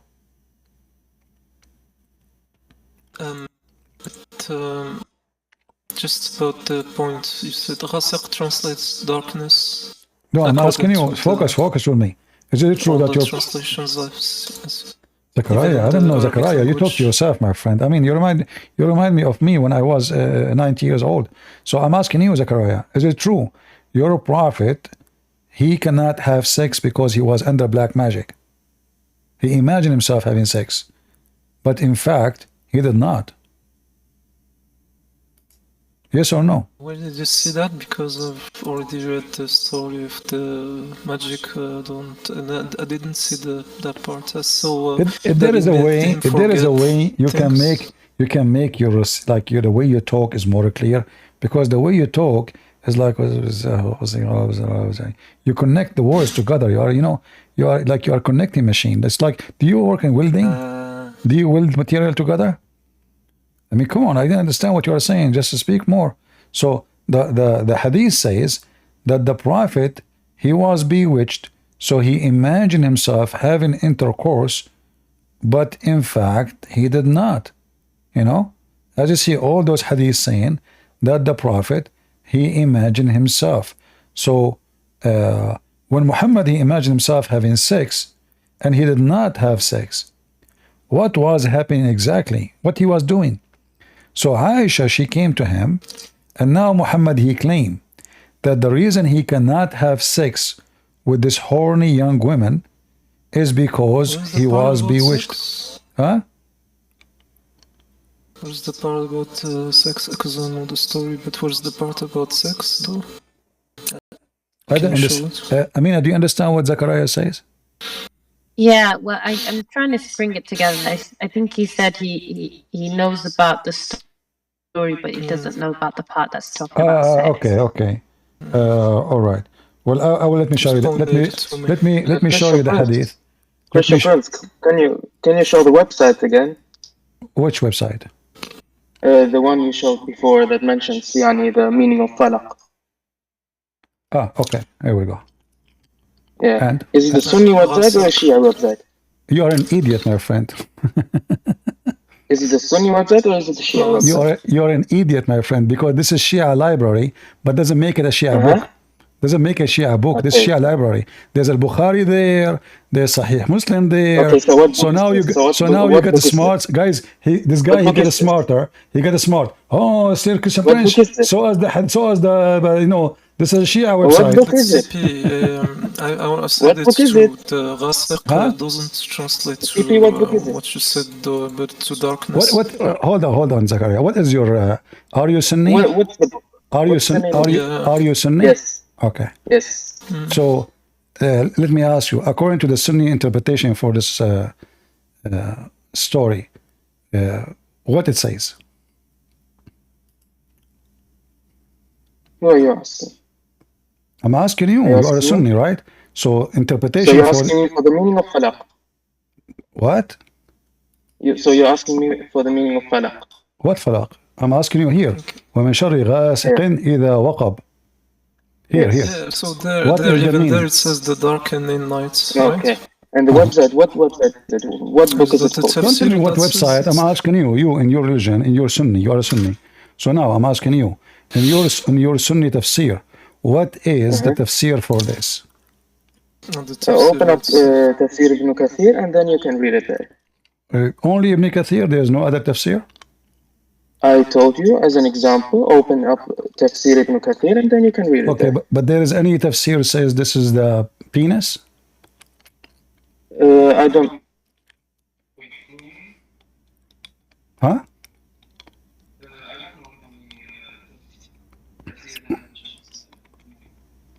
Your voice is gone.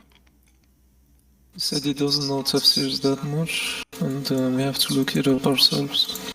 I'm looking at Quran.com one. Uh-huh. It's which tafsir? Ibn Kathir. Is that the one you're reading, or which one is it? The tafsir you? Okay, I will show you. I will show this gentleman Which one is it? a Muslim Sunni website. Are you there? What's your name? Yes. I'm done. Hamzawi. Okay, Hamzawi. Look with me, please. All right. Okay. You see my screen? Yeah. Yes, and I still reject that. All right. You reject that still. Okay. So now, is that a Shia website? Is that a Shia? No, Islam? that's This is no, Sunni. it's not. This is Sunni, right? This is Yes. Sunni. Yes. Uh-huh. Okay. So let us Okay. see. Which page? Let us see here. It says. Hello, look, read with me here in this page. عن ابن عباس رضي الله عنهما نوادر التفسير ابن عباس. It says من شر غاسق إذا وقب قال قيام الذكر. Do you see it? Okay. Do you And see what's it or the whole you chain? don't? Yes, I can see it. What's the whole chain? Can you quote for us the whole I don't, chain? you guys, do you want to ask me? Ask the whole chain. Give me a Yes, tell me the stamp. whole chain. Can you give me the license plate number? You know, I mean, come on. This is your Muslim. You said this is your Muslim website. You said we agree this is Sunni. The first one you said this is Shia. So now I'm showing you this is your Muslim website and this is Ibn Abbas.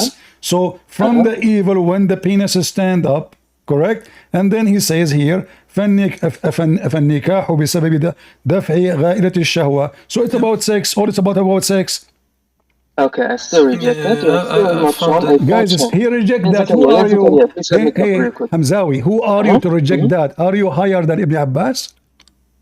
Did I say that? I told you that this is mursal, okay? It's disconnected. Because Hold you cannot on. show me a You full chain. said, okay, are you higher than Ibn Abbas? Either you say I am higher, so you can reject Ibn Abbas, or you are lower and you accept Ibn Abbas. So can you say you are higher than Ibn Abbas and Ibn Abbas is stupid?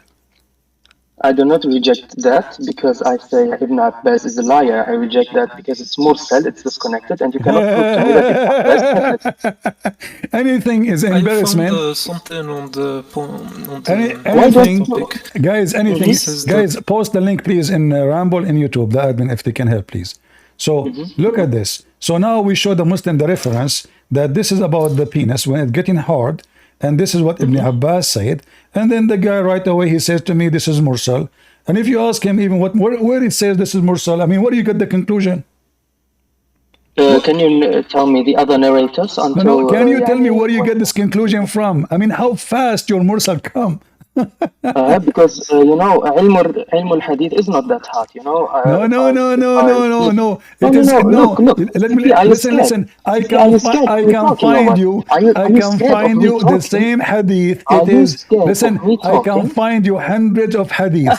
One place it says sahih, other place it says da'if. The same hadith. Okay. Bring me the whole narration. Bring me the whole chain of narration, and then we can talk. then we can say is the hadith sahih or is it not sahih. But I found the This is the whole explanation. narration in front of you, my friend. Don't tell me a story. I'm giving you the name of the book. I'm giving you the I'm giving you the name of the book. Listen, here we go. Okay, so that's no This is the name of the book. This is the page. Translates. This is the page number. So you keep asking me to give you reference, and I am the only one who's giving reference. Nobody give reference in the whole wherever you go as I do. So when you're a funny guy. Wallah, you're a funny guy. Why don't you just show us the whole chain? Why don't you just show us the whole chain? If that's sahih, okay, show us the whole chain. if the holy chain is required, why the book did not mention it? Because you know when you do tafsir of a verse, you know, no, let me educate you. No, let me educate you. If you make tafsir of a verse, you include all the hadith from fine. It is required. If it's required, then you should tell my friend, you should tell your scholars, shame on you, you stupid idiot. Where is then the whole narration? So you should not accept a book to be written and should not be in the library and should not be called a scholar, and Ibn Abbas should know that he should mention everything, and whoever wrote after Ibn Abbas, he should mention anything, so your majesty can accept it. CP, do you know how tafsir works? No, I do not know. Muslim don't even you Muslim don't even have tafsir, do you? Yes, we do have tafsir. And so why the tafsir don't Allahu Akbar. So why don't you let me finish? Why don't you let me so finish? why the tafsir don't agree with Why the don't you tafsir? let me finish? If you have Why tafsir, don't you let me we are talking. So why tafsir don't agree with tafsir if you Muslim have tafsir?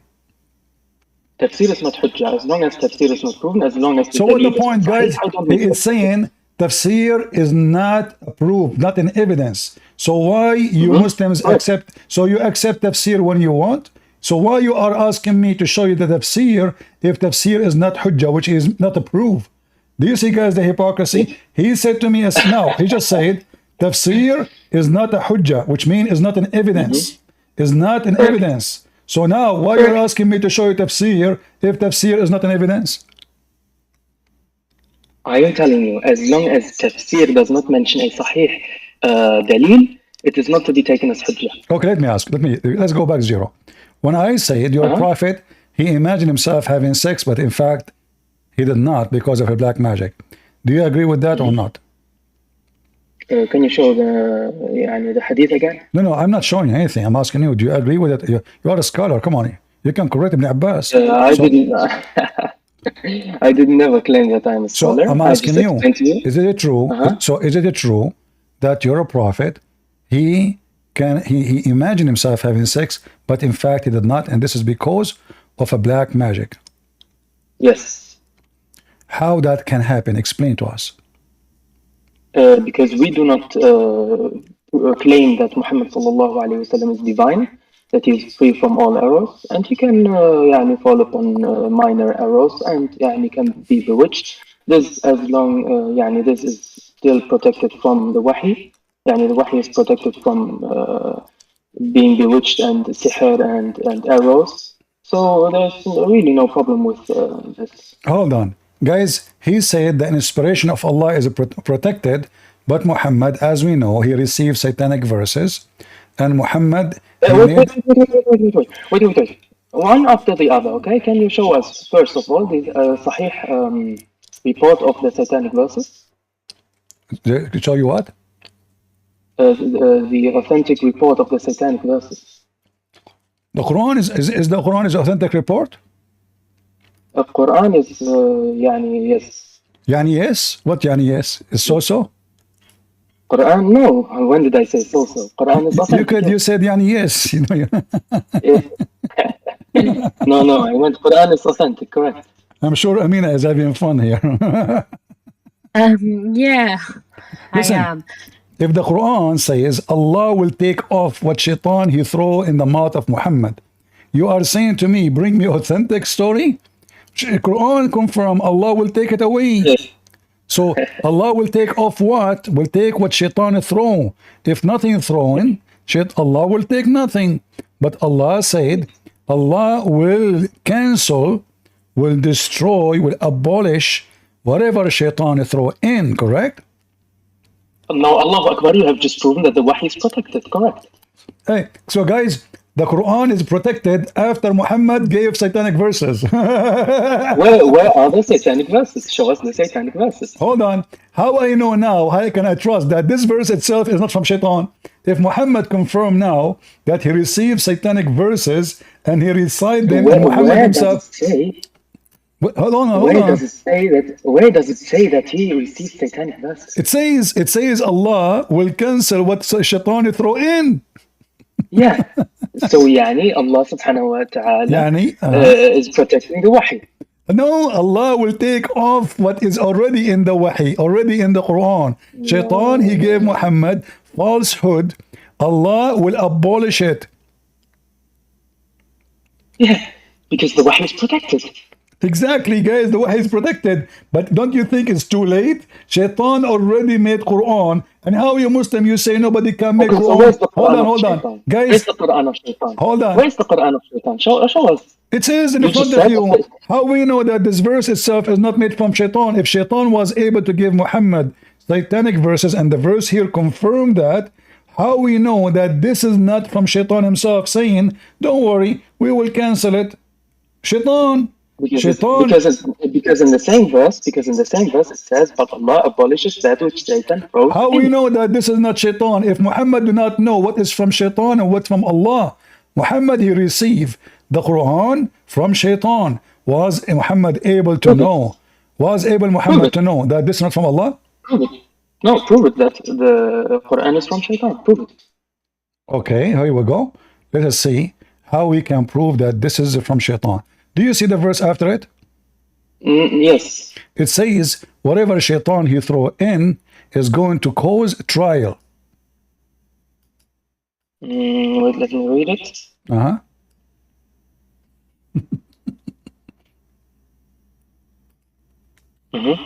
So how Allah will cancel and will protect the Quran, but yet the Quran saying whatever Quran thrown from Shaitan is going to be a trial. If there's no trial no more, Allah abolish it.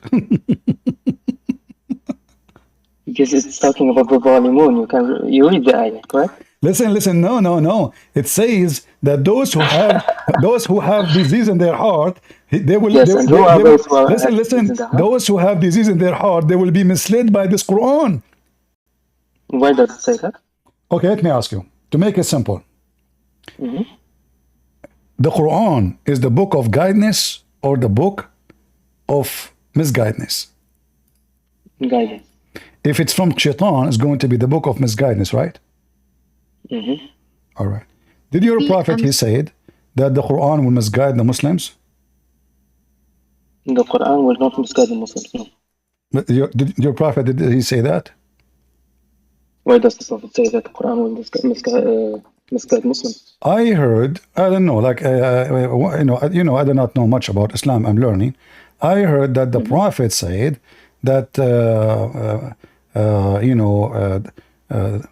Muhammad Hijab said that there is a prophet, his name is Muhammad, said that the Muslim will be misled by the Quran. Okay. Is Muhammad Hijab Hujjah upon me or... So I thought he's a scholar, big scholar. No, Muhammad Hijab is not a scholar. So what is he? Muhammad Hijab is an apologist. Is he? He said Allah he pray for, not to, philosopher.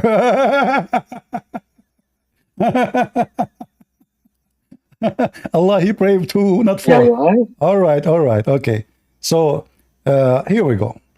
Let us see what the hadith says about this.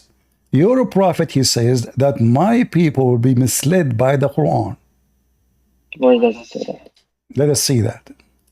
You see, I'm not Muhammad Hijab who make poo-poo. I am a Christian prince. Read with me and love. So you remember, you said the Quran is the book of guidance. Shaitan book is the book of misguidance. Your prophet said, and read with me here, and this is authentic hadith from the Da'if al-Bukhari, saying from Da'if Hijab, saying that Jibreel came to Muhammad and said to him, your people will be deceived. And Muhammad was telling his companion about that. Do you see it? Your nation. your nation Let will me be let tried after you uh-huh. work period of time, not much. Said, and from where does this come to them when I'm living among the book of God Almighty? Said by the God of Almighty, they come the strength first of that is from the reciters and princes. Okay? So, is it true that it says that the Muslim will be misguided by the book of Almighty God? Mm-hmm. But you said to me, and everybody heard you, that Allah book is the book of guidance, Shaitan book is the book of misguidance. Mm-hmm. That's Here we what it says, go. correct. Here we go. The book of misguidance is the Quran. Let me ask you a question. Don't ask Do question. you Hold believe on, hold on. Yes, yes. What, Okay, what do I, okay, hold I on. won't ask question. The Muslim Okay, I will won't be ask the question. Muslim will be misguided by the Quran. You said, and I asked you clearly. I said, is the Quran the book of guidance, and is the Shaitan the book of misguidance? Yes, you said yes, and you confirmed before that Allah protect the Quran, and you confirmed before that Allah will take whatever Shaitan he throw. So now we took off what Shaitan throw. Allah protect the Quran. The Quran is a book of guidance, and the Quran now will be misleading the Muslims.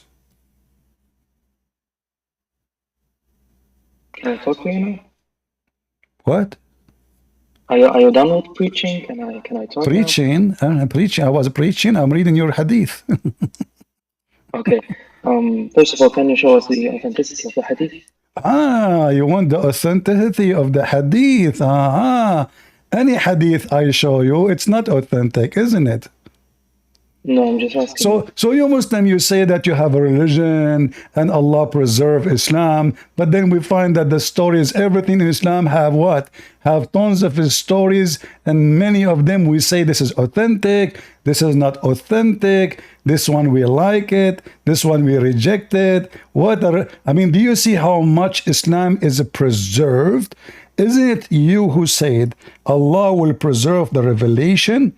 But isn't it the Quran says you have to obey Allah and His Messenger, which mean whatever Muhammad say, Sunnah, and act, and what the Quran say. In fact, what Muhammad say is more important than the Quran, because there's many statements Muhammad he made. Abolish the Quran because Allah is not God, Muhammad is God.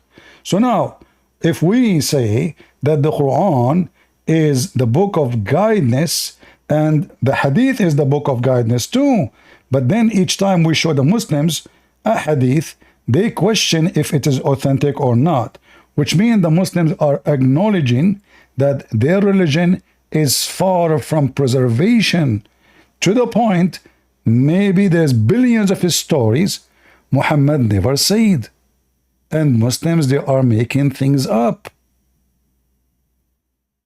Okay, are you done preaching? Preaching? Yes. So what do you? Are you done preaching? So what say you? What say you? Christian Prince, maybe you need some lessons on English. Yeah. I need what? Now I need lesson. I need lesson. I need lesson in what? Speaking English. Speaking Really? proper English. Go Yes. teach your prophet first how to read his name. Okay. Well, hold on. You know, you are making fun of me because I don't speak good English. Are you serious? No, you did that on purpose. Okay. Because I wonder how you follow a prophet, do not know the difference between his name and anyone else's name. I mean, this is a God who said to him 3 times read, still he cannot read. You know, Jesus, he said to the blind man, see, he saw. The one who cannot walk, he walk. You know, he controlled the nature, he commanded dead, and your God, he said to Muhammad 3 times, read, still Muhammad cannot read. And now, Muhammad is a messenger of Allah, protected by Allah, and then somebody put magic on him, and now his private part is not working. Not only his private part is not working, his tongue is not working. His tongue is speaking satanic verses, delivering satanic verses. So look what happened. Muhammad now, he imagined things happening, in fact never happened. Muhammad, he imagined himself having sex, in fact he never did. Muhammad received satanic verses and he did not notice. So if we count now how many parts of Muhammad are in this abati? His penis, his brain, and his tongue. All of them controlled by shaitan. What is left? Are you done preaching? What is left? Answer me. No. You're diverting from the topic. No, I'm asking you a question, serious question. No, you're diverting from the topic. I'm asking you a serious question. Everyone, all the 100 people are listening to you diverting from the topic. Okay, no problem. I'm asking you. I'm asking you what is left. Okay. So do you agree with me? Do you agree? Do you agree? No, this is the topic. This is the topic. The topic is. Listen, remember, the topic is Muhammad receives satanic verses. Allah will abolish it. I said how I can prove that this is not from shaitan, especially the verse after it saying that those verses are going to be misleading Muslims. Allah, He claimed He abolish it, but the verse after it says Allah, that He, Allah, may make what is thrown by shaitan a trial for those who is in their heart is a disease. Who is the one who believe in the Quran? Muslims. So did we abolish the verses of shaitan, or they are still there? They're still there. How we can prove it? The verse in front of us. Those who they have sickness in their heart, they will believe in those satanic verses. And they will follow them. Are you done? You know, I'm not done. Are you? Okay. No, tell me when you're done preaching. Okay, my friend, you became so boring. Let your dad come here.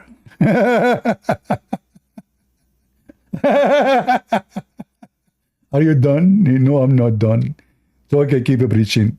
I mean, are you going to keep saying that to me? You keep preaching? You sound like a Persh. What preaching? I'm asking you a serious question. Either you want to answer me or don't give me this, Who is a smart Muslim? I hope I'm not insulting the Muslims community by saying a smart Muslim, because this is haram. It's haram to be a smart Muslim. Haram. It's against Allah. A Muslim is someone believe that shaitan, he play with his anus when he go in the bathroom. So being smart is haram. Only smart people believe in this story. Shaitan, he play with their anus. I mean, you Muslims, all of you are homosexual. All of you is played with their anus, based on what your prophet said. I mean, how many times you Muslims, especially when you were young, you entered the bathroom without saying the prayer and enter with the wrong foot. And then what shaitan do to you? He go enter into your bowels. Like he would do what? He enter all of him. It's not like a screwdriver. It's not even like his private part. No, all the shaitan get in. What the heck? And then you grow a beard and you say, can you show me the narration? Did you ask your God to show the narration about shaitan playing with your anus? Did you ask your prophet, what is the proof of what you're saying, shaitan is asleep on your nose? Zachariah is coming back. Maybe Zachariah, I wanted to call a sheikh join us. Do you know any Sheikh Zachariah? Yeah, I'm trying to become one, inshallah. You are trying what? I'm trying to become one, Sheikh. Okay. There is a sheikh. There's a sheikh from Pakistan. His name is Uthman. Do you know his number? Uthman on YouTube, the American. Yeah, Mexican. this the choppy boy. Farouk. Yeah, the guy who said there's many Messiah. Yeah. Is that true? There's many Messiah. Is that true? As he said, there's many Messiah. I didn't see this clip. He said there's many Messiah. Search for it now. Search for it right now. He said there's many Messiah, and he brought a book, and he said there, look, it says many Messiah. You Muslim, you believe there's many Messiah now? I think the Messiah is just Isa, Jesus, though. So this guy is an idiot, isn't he? Right? He's a potato. Okay. So, Zachariah, Pull listen. that clip. Zachariah, listen. Yeah, forget about this guy now. You can search it. It's there. Sheikh, everybody's making fun of him. Even the Muslim making videos for him. This guy do not even know his. This guy, he add words to the Quran. He make a new. Do you know that Sheikh Uthman make a new Quran? How so? How so? If you search right now, search for Sheikh Uthman. Hold on. Let me see the name. Uthman.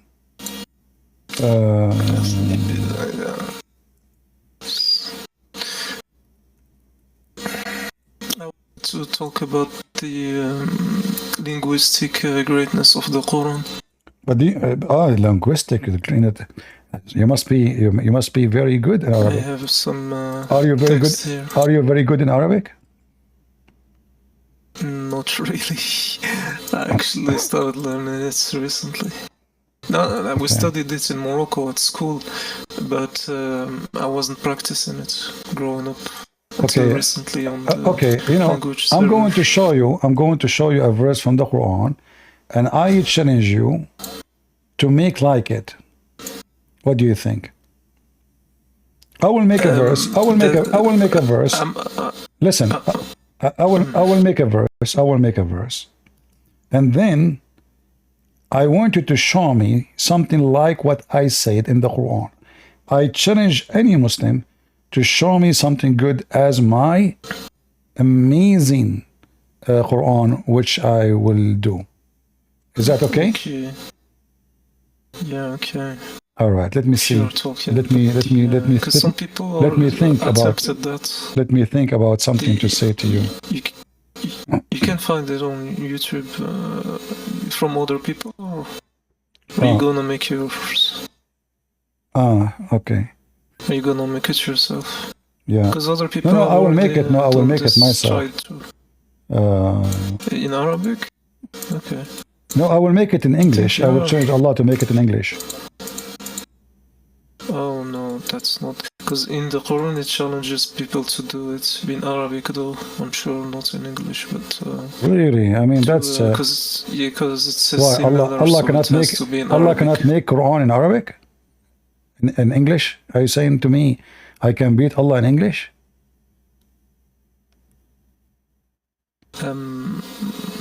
Well, I have something I wanted to read to you. Okay, listen. I'm going to tell you something, and please don't share it with anybody. When my uncle, he told the secret to his wife.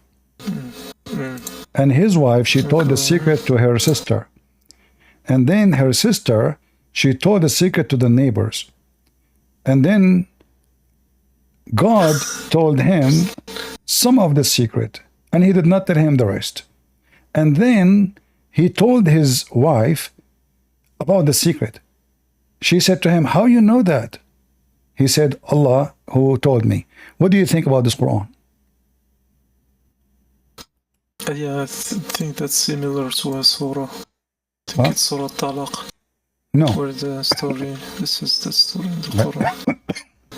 Similar story. Are you saying I can make Quran like Allah? How in the world this is a book of... Why don't you do it in Arabic? Listen. How in the world this is a book of God, and I want you to explain to everybody how silly this story is. Isn't it? This is like your grandma speaking to her sister, her neighbor, gossiping. Look, because the and Quran remember, in Arabic is different listen. than English. What kind of Arabic this Arabic is? وَإِذْ أَسَرَّ النَّبِيُّ إِلَى بَعْضِ أَزْوَاجِهِ حَدِيثًا فَلَمَّا نَبَّأَتْ بِهِ وَأَظْهَرَهُ اللَّهُ عَلَيْهِ. What is this? This is the amazing Arabic. Can you make something like it? Okay, guys, can you make something like it? Look, read the translation. And remember when the Prophet disclosed a matter of confidence to one of his wives. In Arabic, though. And then when she told the other wife, Allah made it known to him. He informed him apart, and therefore he left apart. What the heck is this? Allah did not tell him the whole story. Why? Listen, how in the world you think that the one is talking here is Allah? Don't you think that this is not even 6 years old kid writing this story? No, I don't think that. If you take the book as a whole, that's gonna be hard for a 6-year or anyone. What do you mean? What do you mean? You know, to do it. So this is people. This is silly. Look at this. What is this? She said when he told her, when he told him, she told her secret and some. Then Allah told him some. And then she told him, who told you this? He said, Allah, the all-knowing. He told me. You know, what is this? This is Allah talking? Yes. Well, I have sentences. Unmatched eloquence in the Quran exhibits a level of eloquence that surpasses any human composition. Like what? The sunset in muddy water? The choice of words, syntax, and rhythm are harmoniously. Okay, let me ask you. Are you saying to me that the one who make the best Arabic writing is God? Yeah, I guess. So why the Quran says the one? Why the Quran says the best who made Arabic writing is Shaitan? Where? Where? In the Quran. In the Quran. Here, chapter 6, verse number 112, it says that the one who speaks a very eloquent language is Shaitan. Do you see it? But you gotta read the literal translation. Who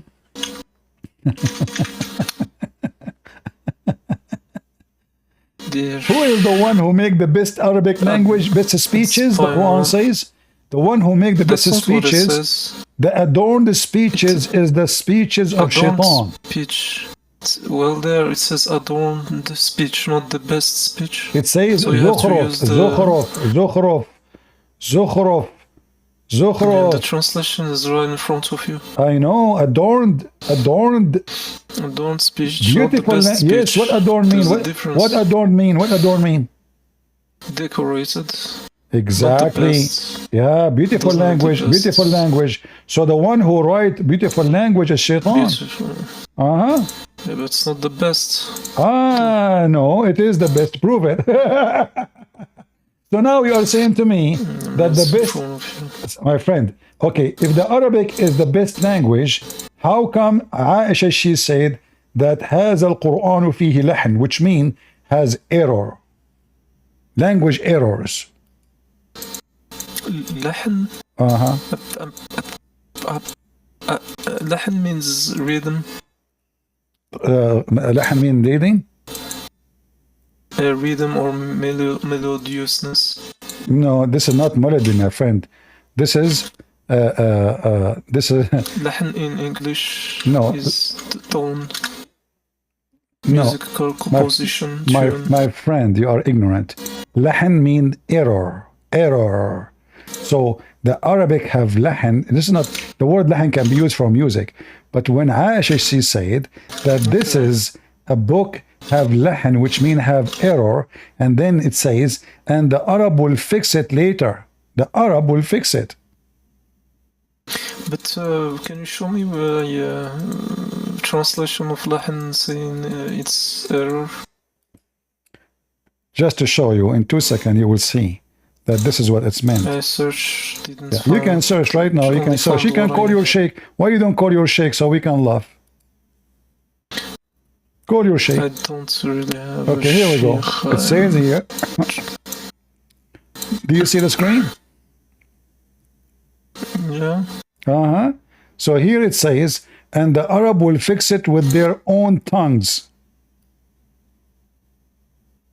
The Quran has errors, and the Arab will fix it with their own tongues. Who will fix it? The Arab. وأخرج ابن داود عن قتادة أن عثمان لما رفع إليه المصحف قال إن فيه لحنا وستقيمه العرب بألسنتها. So it have error, bad language, and the Arab will fix it with their tongues. Does it say that? Yeah, aren't they speaking about the Mus'haf, like the written version that they wrote to preserve it? I thought the Quran is perfect. It turned to be that the one who will fix it later is the Arab. mean, the Mus'haf, when they wrote it, the people who wrote it might have done mistakes. Is that what they're referring to, though? They're referring to, listen, now Muhammad is dead, and now the Quran they have lahan, have error. And who is going to fix it? The Arab. Did I give that? Guys, am I giving a reference or I'm making things up? This is Tafsir Ad-Durr al-Manthur, Al-Imam al-Suyuti. Let me translate the whole page. Here we go.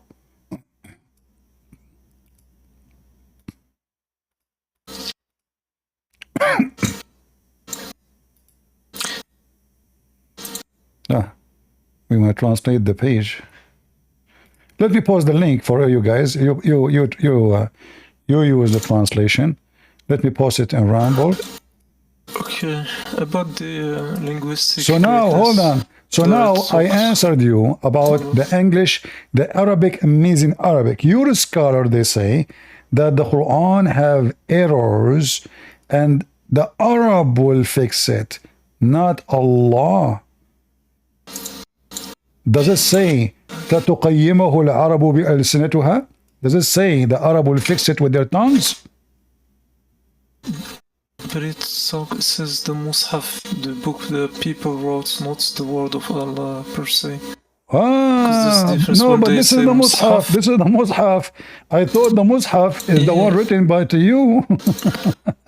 The Mus'haf is the book that were written by the supposedly Hafiz. I see. What a drama.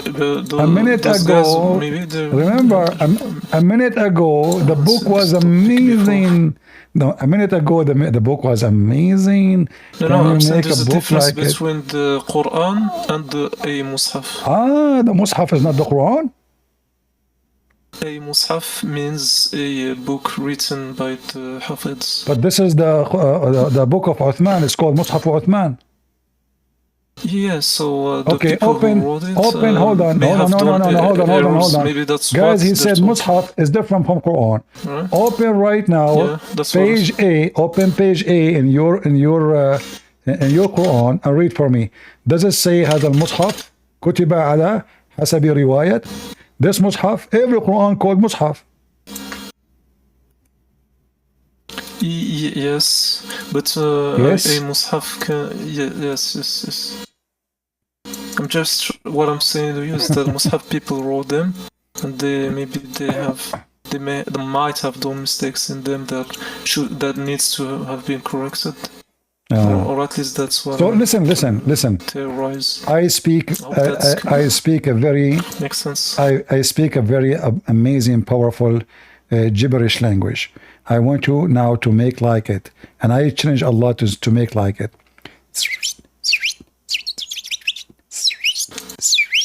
Can you make like it?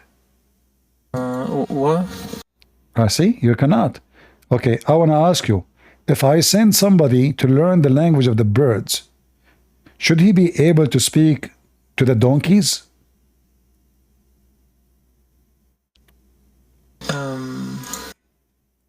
Just stay on. No. Why? What? Should it be speak? No, I don't know. No, I don't know. No, I don't know. What is that? Is that an answer? No, I guess not. Okay, so how the amazing Quran says Allah, he taught Sulaiman the language of the birds, and then Sulaiman, he speak to the ants. Okay. Remember, you just said. Remember, you just said if we teach somebody the language of the birds, he should not speak the language of the donkeys. So now, Allah, he taught Sulaiman the language of the birds. How Sulaiman is speaking to the ant? One doesn't the other. What? Yeah. What? One does not. What? Zakaria. Zakaria. Honestly, are you taking hashish? My friend, I don't know what you are saying. One You doesn't said, contradict the other. everybody heard you, that if you teach somebody the language of the birds, should not be able to speak the language of the donkeys. So now Allah, He taught You Sulaiman can the speak language English and of the Arabic. birds. What? Yes, I'm saying one doesn't contradict the other. Like you can speak English and Arabic. No, this is not Why about can't you? Arabic. This is not a language Arabic. This is the animals. Allah taught him the language of the birds, and then 2 minutes after, Sulaiman is speaking to the ant.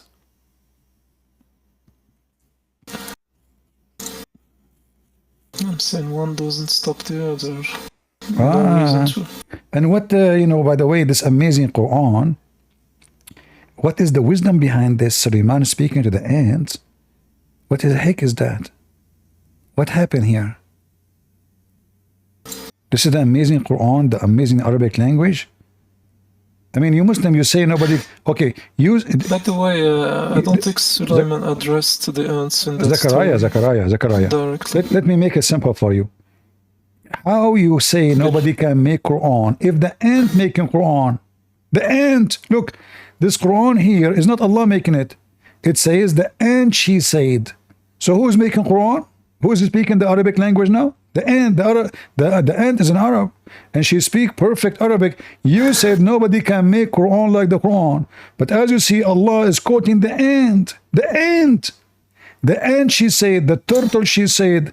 You know, the Shia, they say that Imam, he created an elephant from mud and he fly with it all the way to Mecca. And you Muslims, you have a flying carpet of Sulaiman.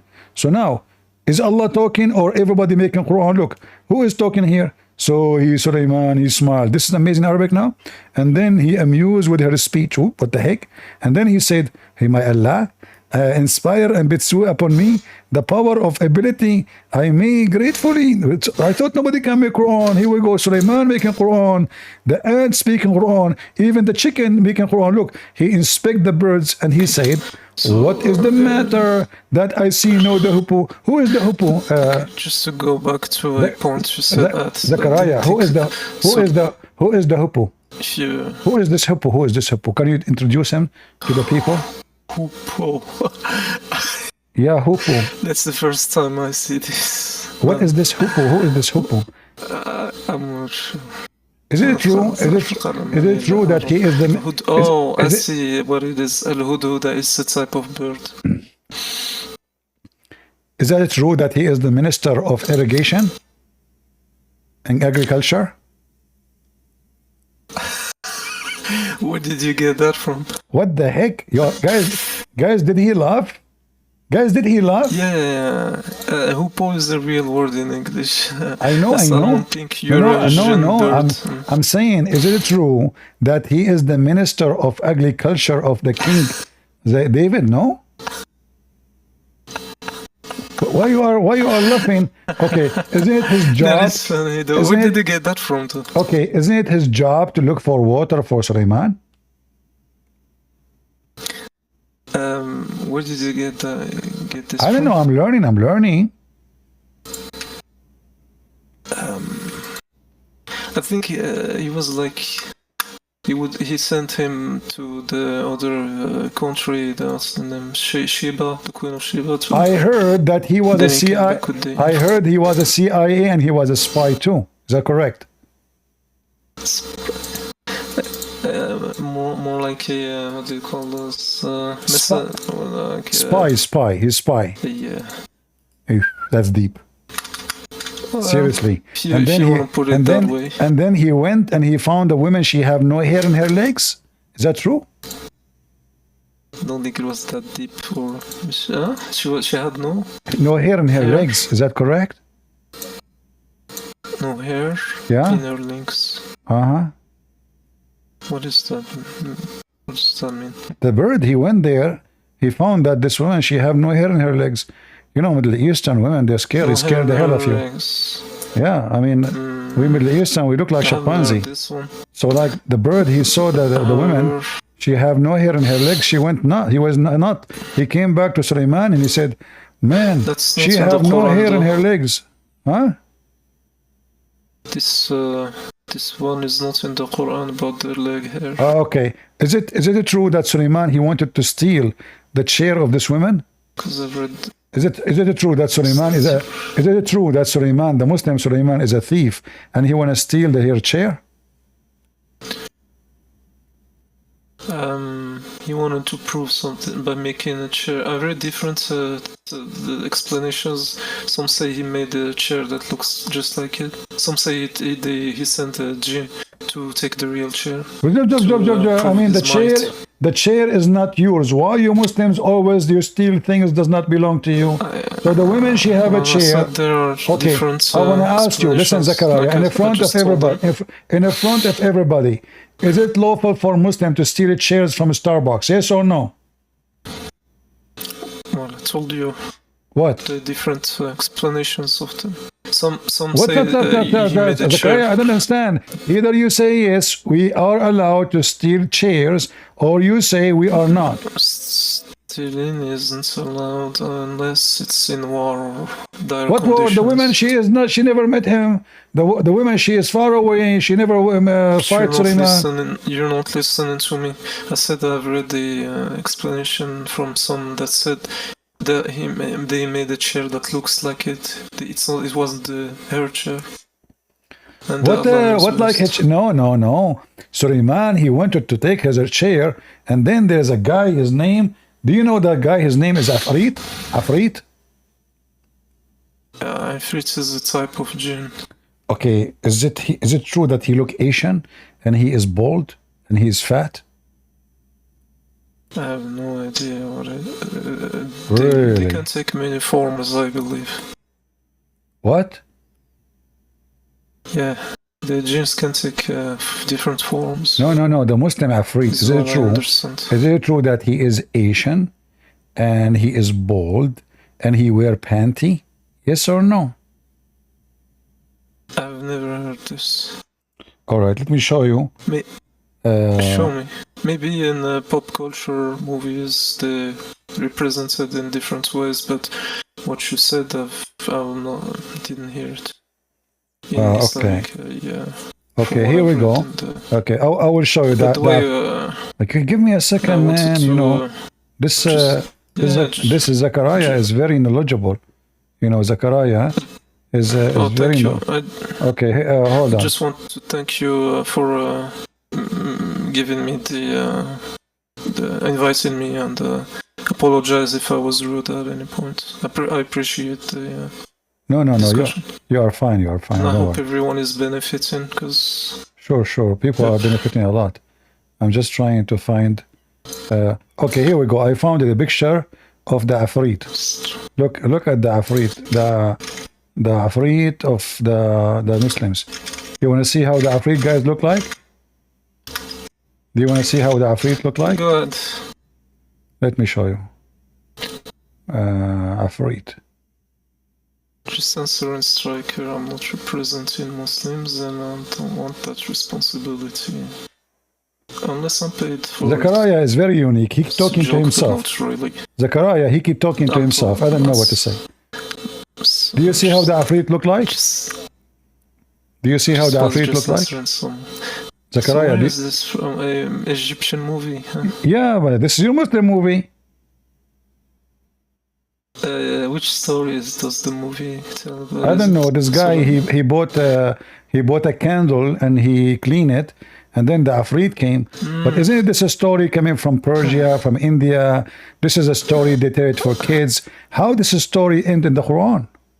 Afrit? I saw a similar movie that's more recent. Egyptian as well. Really? But not everything in the movie is. You believe in Afrit? In real life. Do you believe in? They actually. But do you believe in Afrit? Yeah. As Muslim, Okay, Zakaria, focus with me. Do you believe that really Suleiman, he have a Afrit and he was going to steal the chair of this woman?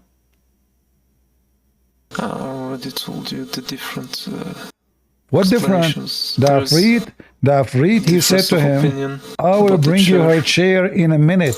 Here, I'll show you. What kind of a prophet? Why all Muslim prophets are thieves? Why all Muslim prophets are thieves? I want to know. Even chairs from Starbucks. You want to take it?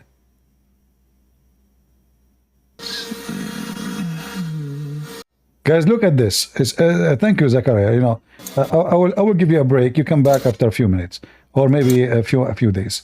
So, guys, look at this. Even the Muslim Sulaiman is a thief. He told his Afrit, his genie, who go and steal this chair for me, and who goes and steal their money for me. I mean, you cannot find a Muslim is not a gang member. So now Sulaiman is a thief, and he is going to steal the chair of this woman from a Starbucks. And this is the book, Zechariah, is challenging us to write like it. And this Afrit, by the way, is so fast. That's why they call him Afrit. He is the kind who can go to the end of the world and come back before even you blink your eye. Look. He says, Afrit. Afrit, strong from the jinn. Say I will bring it to you before you rise from your place. This is Afrit, so fast. He will go take the chair all the way from Yemen and bring it to Sulaiman. And right now, brothers and sisters, the Afrit in my refrigerator.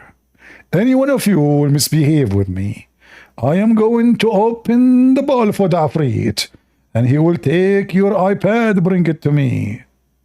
And not to forget to mention your ice cream. And if you scream because I took your ice cream, I will not forget to take your shoes. The Afrit. Oh, true. Who can make Quran like this Quran? Can you? Sure, we cannot. Hold on, I have a caller. Greet and Prince. First of all, you are very stupid. Zakir Naik, what's wrong with you, man? How you were able to come here so fast? Greet and Prince. First of all, I am not coming to you. The Afrit can hear my voice. What the heck? This is the Afrit. He carry your voice all the way here. That is so fast. You are right now in Pakistan. Greet and Prince, you are so stupid. I am in Brunei. The Afrit, he applied the blade from Brunei. Afrit, and you challenging me to make a book like this? The book of Afrit? May Afrit take you? Afrito. Afrito, no. Afarito. Afruit. What the heck? This is a book of God? And this is the guy who is in the movie. He was with Sulaiman, brother. That's deep. That's so beautiful. Man.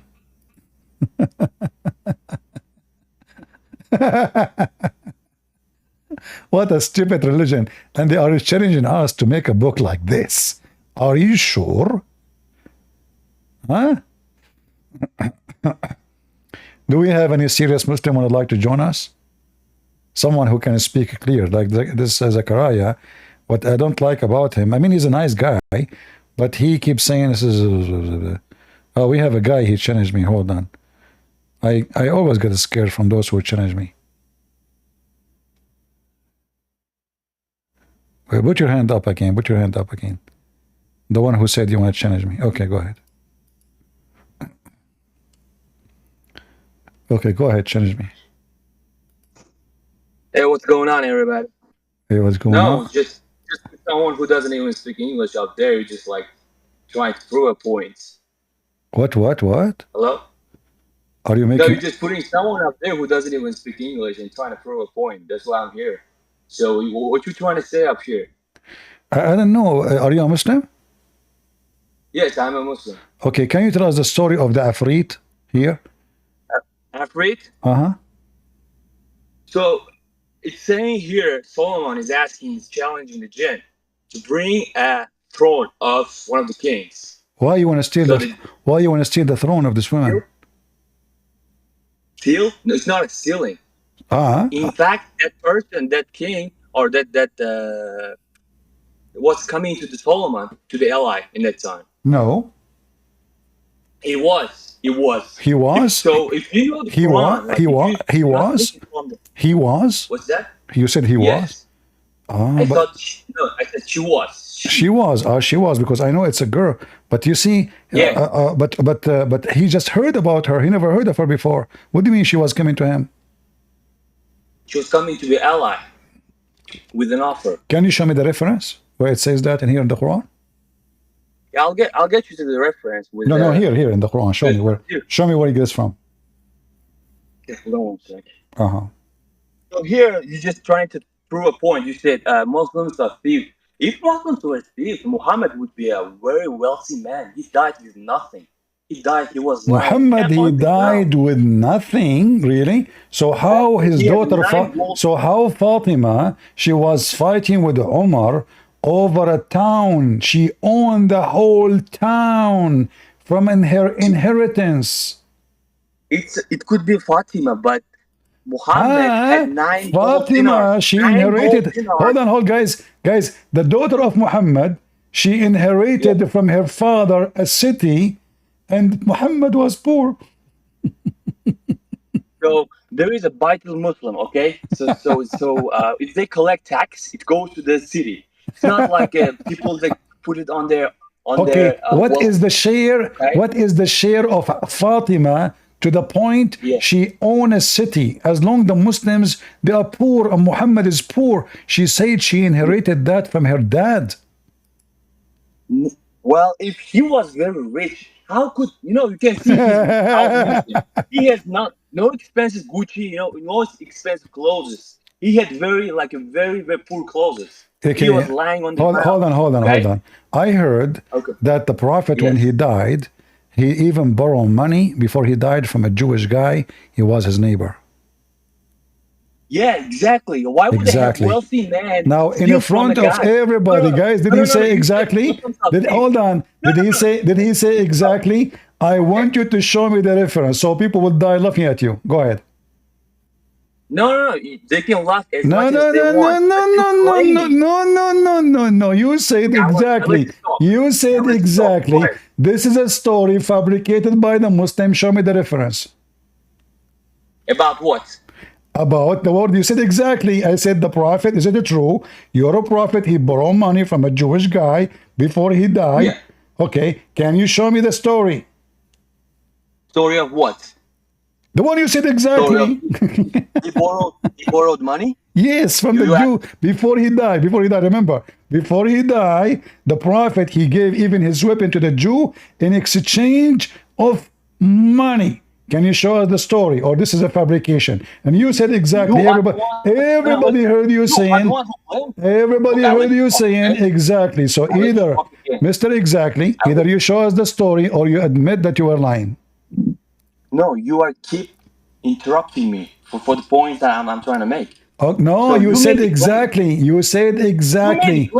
You agreed. No, I did not make a claim.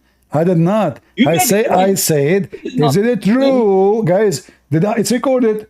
I said, is it true that you're a prophet? He borrowed money from a Jew before he died. You said exactly, which means this is true. I said exactly the previous point. I did not make the claim. Okay, I want you now to show me the reference that the prophet, he died and he had no money. Proof? He died with no money? Okay, I'll show you. Okay, show me. 1 second. So his daughter, she owns cities and the guy don't have money.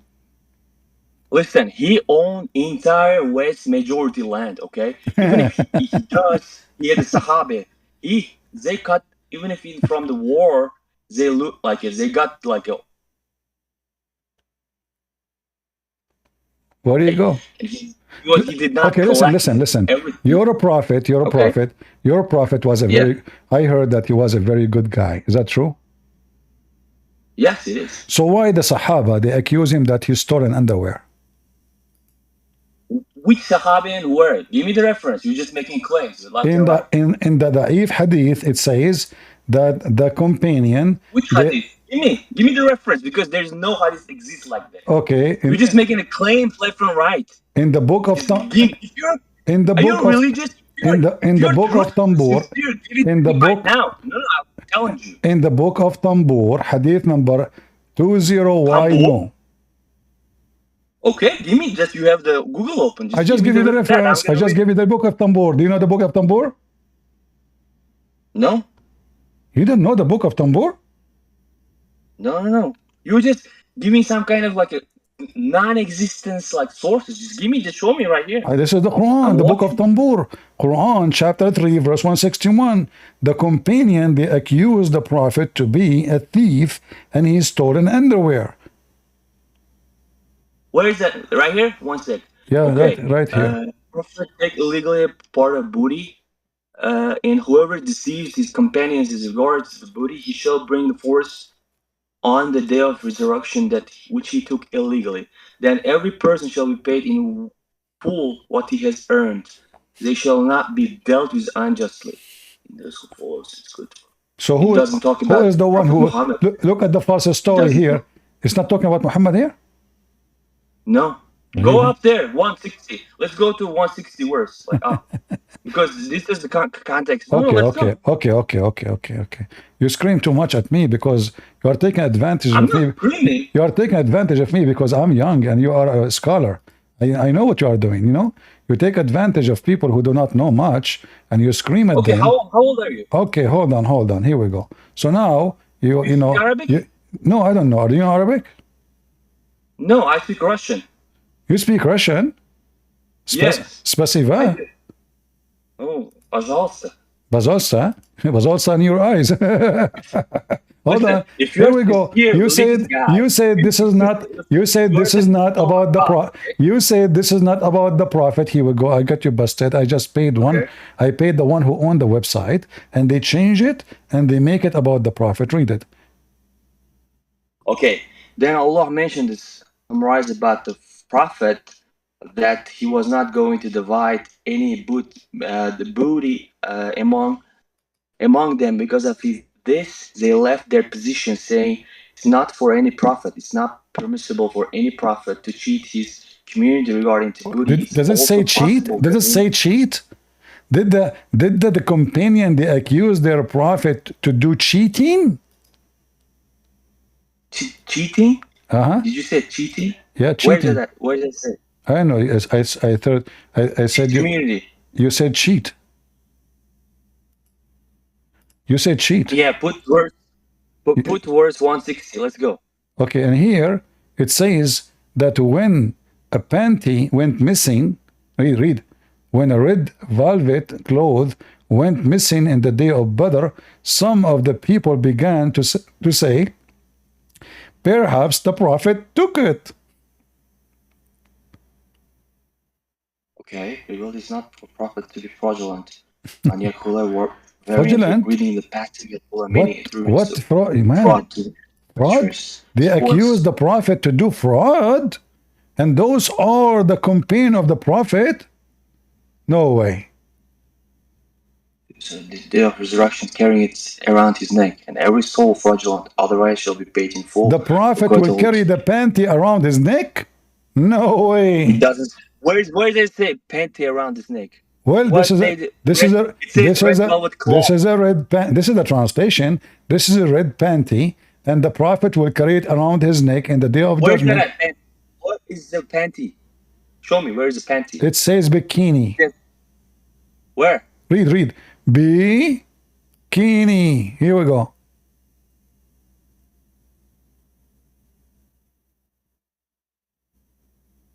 Okay, focus with me. Red velvet. What is the red velvet? Red velvet cloth. It could be whale. It could be what? Whale. The one you put it on the top of your shoulder, and you put all the way. Muhammad, he like red, don't he? He always, doesn't say he always, Muhammad likes the he- red. No, it he doesn't say that. so why they accuse him that he is the one who took the red panty?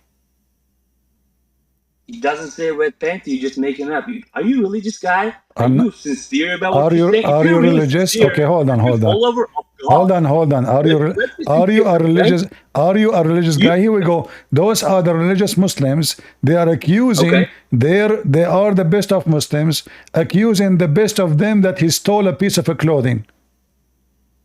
Stole from where? Doesn't matter. He's a thief.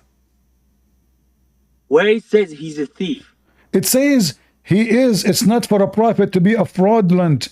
They accuse him to be a fraud.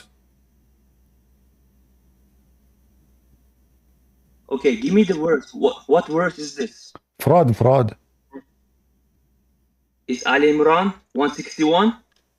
Ali Imran. What surah is this? Until now, you do not know which surah we're talking about? No, you're just going up back and forth. That's why I'm asking. Well, I'm not Hafiz. I don't know. listen, Quran. I showed you chapter back, and then I went to verse number 4. So this is why we went back and forth. So chapter back, Okay, got it. verse number 4, and then this is the interpretation. So now back and forth. What the back and forth? I showed you the chapter. I said to you, chapter 3. Here we go. Chapter 3, verse 161. But because your brain is not functioning, your brain is in the red panty now. You want to know? And by the way, what kind of God he says is not the prophet? What kind of God? Listen. Do your God he knew the do your God knew the unseen?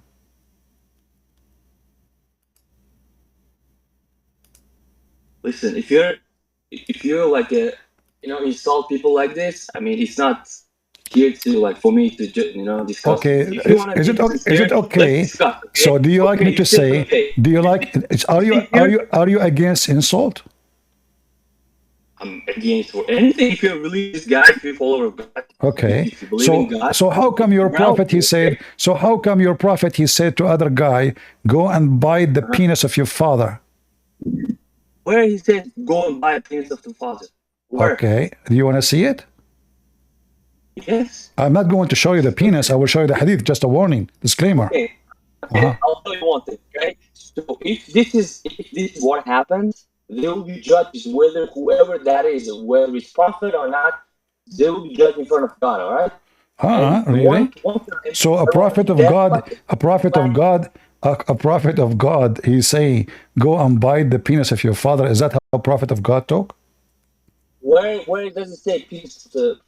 Listen, if it's something like this, Muslims will not follow him. All right. Even Muslims are like those people who just read this. Like whoever is gonna read this, they're not gonna follow this kind of things. It's nonsense. Nonsense. All right. Yeah, nonsense. Okay. Let us see. Hold on. I'm trying to find you the reference. I'm just calling my friends. Okay, here we go. It says here, I just called my friend, and my friend helped me, Mr. Afrit. And there he says, the one, here we go, read it. The one who is proud about his inheritance before Islam, tell him to go and bite the male organ of his father. Tell him to bite his father penis. Okay. So what hadith is this? Give me the reference. It's in the front of you. It's Sahih.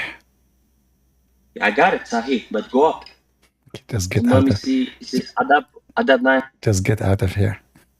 Let your dad call me. The Muslim want to examine Christian Prince. Give me go up, go down, go left, up, go right, hop. You hit the electric column. Hop. What the heck? Abdul, you are talking to Christian Prince. But I play with you with my fingers, not in bad meaning. Just big disclaimer. What the heck? Are you here insulting a Muslim talking about insult? All religion is about insult. In the mosque, Allahu Akbar, the kuffar, they are filthy like animals. I mean, you insult everybody around you. It's time for you to be insulted with salt. I insult you and I salt you.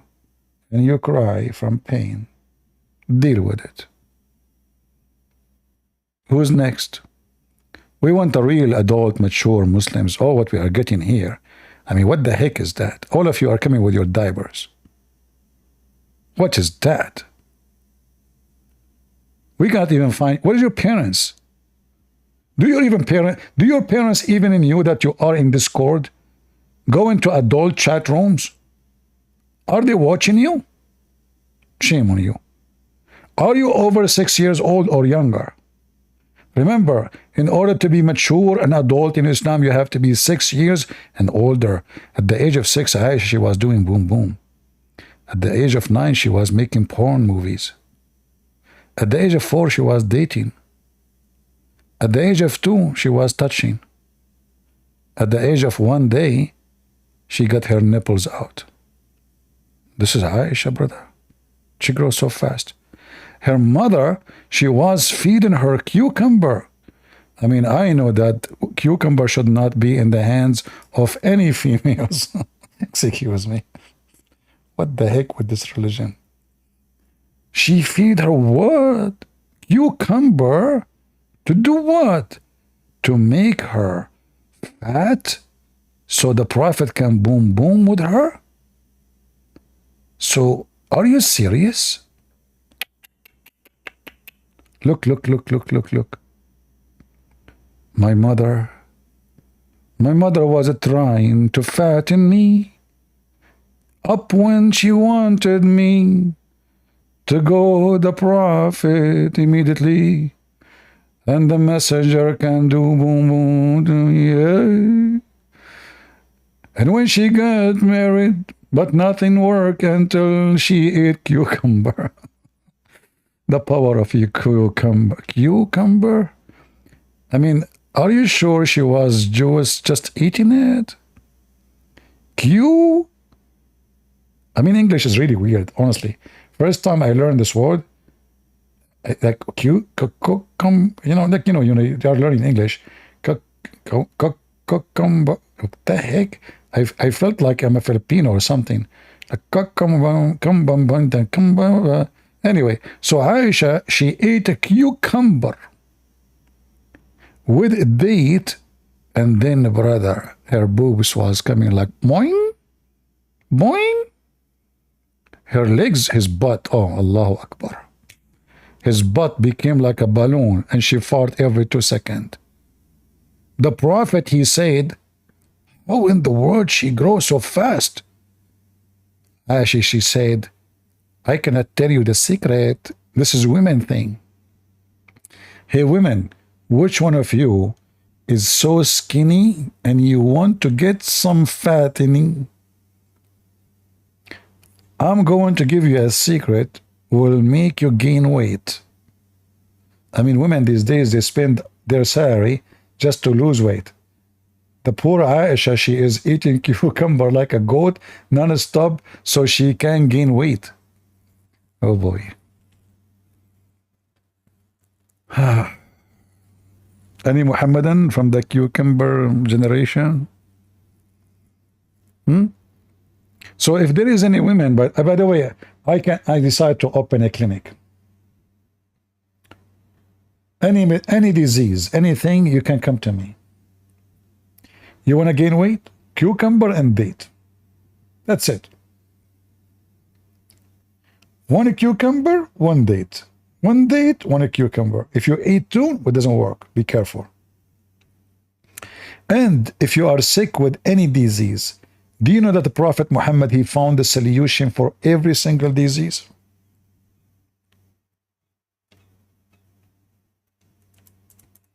I know I should not share with you the top research of a Prophet Muhammad in his laboratory. I know this should stay indoor because the enemies of Allah can use it, especially the Jews and Netanyahu. May Allah curse him. All right? So Prophet Muhammad, he said, look, this negla seed can heal anything. Anything. My air condition was not working. I throw negla seed in his mouth. Is that crazy? In a second.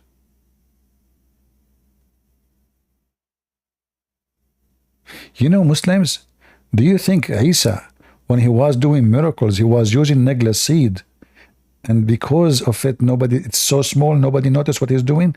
Like maybe he made the blind see because he gave him negla seed, and he made the guy walk because he gave him negla seed. I mean, it's so small. Huh? Do you think Isa, he was using negla seed too? Huh? Like negla seed is the solution for everything. So if somebody want to get rid of his mother-in-law, he give her negla seed too?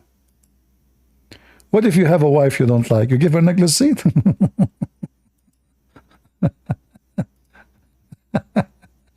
I mean, Dr. Muhammad, negla seed is the remedy of every disease.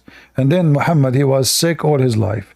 He kept fainting, he kept vomiting. He can't even go to the bathroom. Hey, Mr. Negla seed, where is your negla seed power? I mean, just eat too. Huh? Yeah, I'm very good in keeping secret. You know, Prophet Muhammad told me. Do you know what Prophet Muhammad told me? Let me show you. Just to show you how good the Muslims are good in keeping secret. This is what Prophet Muhammad told me. He said, anyone, what was the hadith? What was the hadith?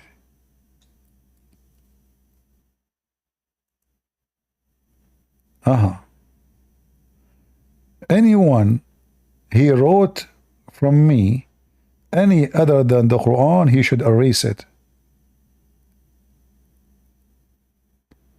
Let us see. Where is the hadith?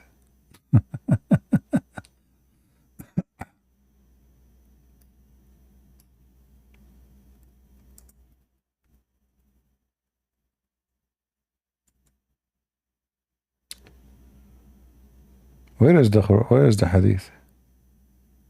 Yeah, he said to them, anyone he write other than the Quran, he should erase it.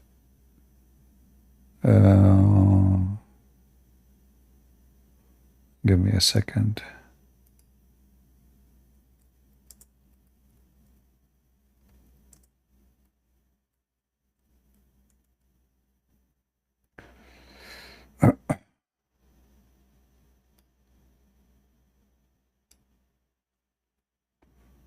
Let us try this.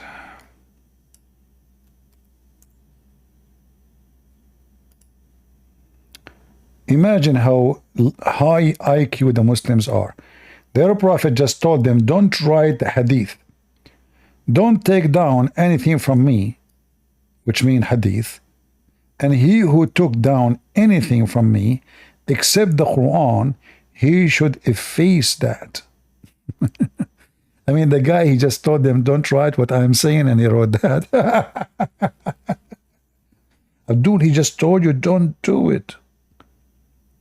I mean, Abdul is so smart.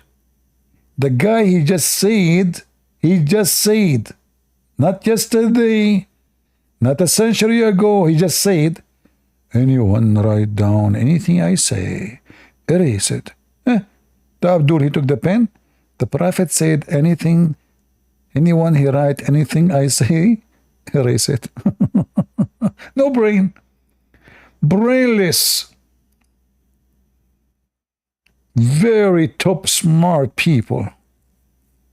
Potato, he just told you don't write in the wall. You go and you write in the wall. The Prophet said don't write in the wall.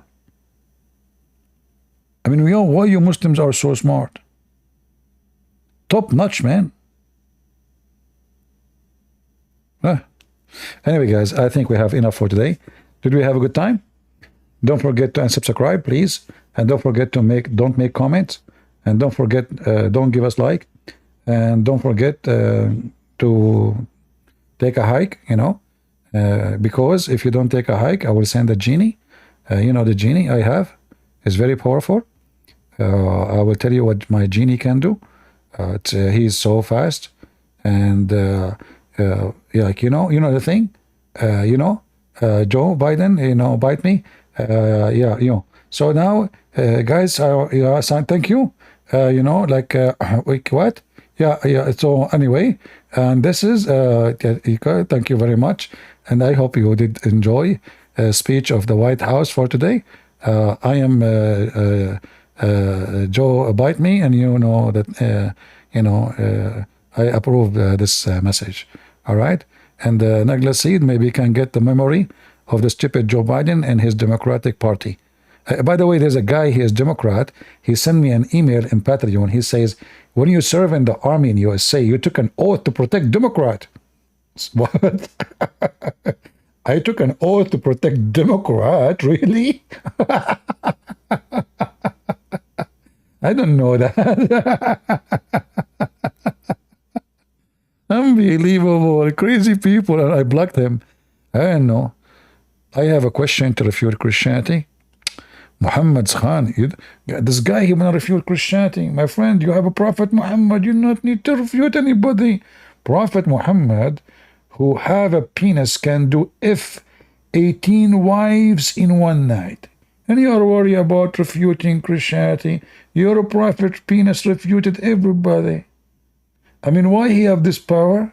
Because he refute with it. What are you talking about, brother? You are worried about refuting Christianity. It's easy to refute Christianity. I mean, what those Christians, they have what? Like Jesus, the one who make the blind see? And he make a bird from mud. So what? It's so easy. And he make the guy who don't walk. Huh? And right now he's alive in heaven. And he command the dead man to come from the ground. Even the son of Adam, they come from the ground. Nothing. You can refute Christianity easy. Just tell people about the power of your prophet penis. Is it true that in the heaven he will have the power of 4,000 men? What he would do with that power? Do you think he is going to work in the drills company? Do you think Allah is going to use him to find oil somewhere? The power of 4,000 men in drilling? Huh? Anyone refute Christianity? Come on. Since Mary, the mother of God, does that make Mary mother of a grandmother of God? Abdul, since the Quran is the mother of the book, does that make the Quran the grandmothers of Allah? Isn't it the Quran says the Quran is the mother of the books? I mean, you Muslims are so silly and so stupid. Oh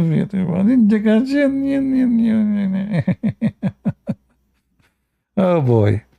Anyway, so I want to say to you all, thank you for being here. And I want to say to those who did not come today, thank you for not being here. I appreciate you. I appreciate people who don't come better than those who come. Because simply, those who come, now they have to leave. If you don't come, you will not need to leave. And that is the priceless. Imagine you come where, and then somebody says to you, you better go. You're being kicked out. Is that what you want?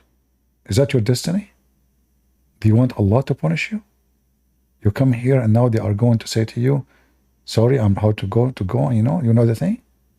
That is a shame. So I want you to take it easy. I'm going to say to you, may the Lord bless you. And Islam is doomed. And Muhammad is nothing but a filthy, false scam. And we prove it every day. A prophet of God, he never speak about power of his penis unless he have none. Muhammad always, when he speak about power, he speak about something nobody can see. Nobody even saw if Muhammad have a penis. Have you ever heard of a prophet, he proud about his penis? The penis prophet? What the heck? And then we find that the prophet never had sex with his wives. The prophet could not have kids. The prophet have 18 women, yet they're still virgins. How we know they are virgins? I can show it to you in a second. The wife of Muhammad, when a woman, she said that she have orgasm. The wife of Muhammad, she said, do women have this charge? Do women have this charge? The wife of Muhammad, she never have this charge. That is telling me what Muhammad was doing in the bedroom. Thank you all for being here. God is good. So is Jesus. And we see you soon again. Don't forget to leave your comment. If you care, to support what we do and share the link. God bless you. Take care.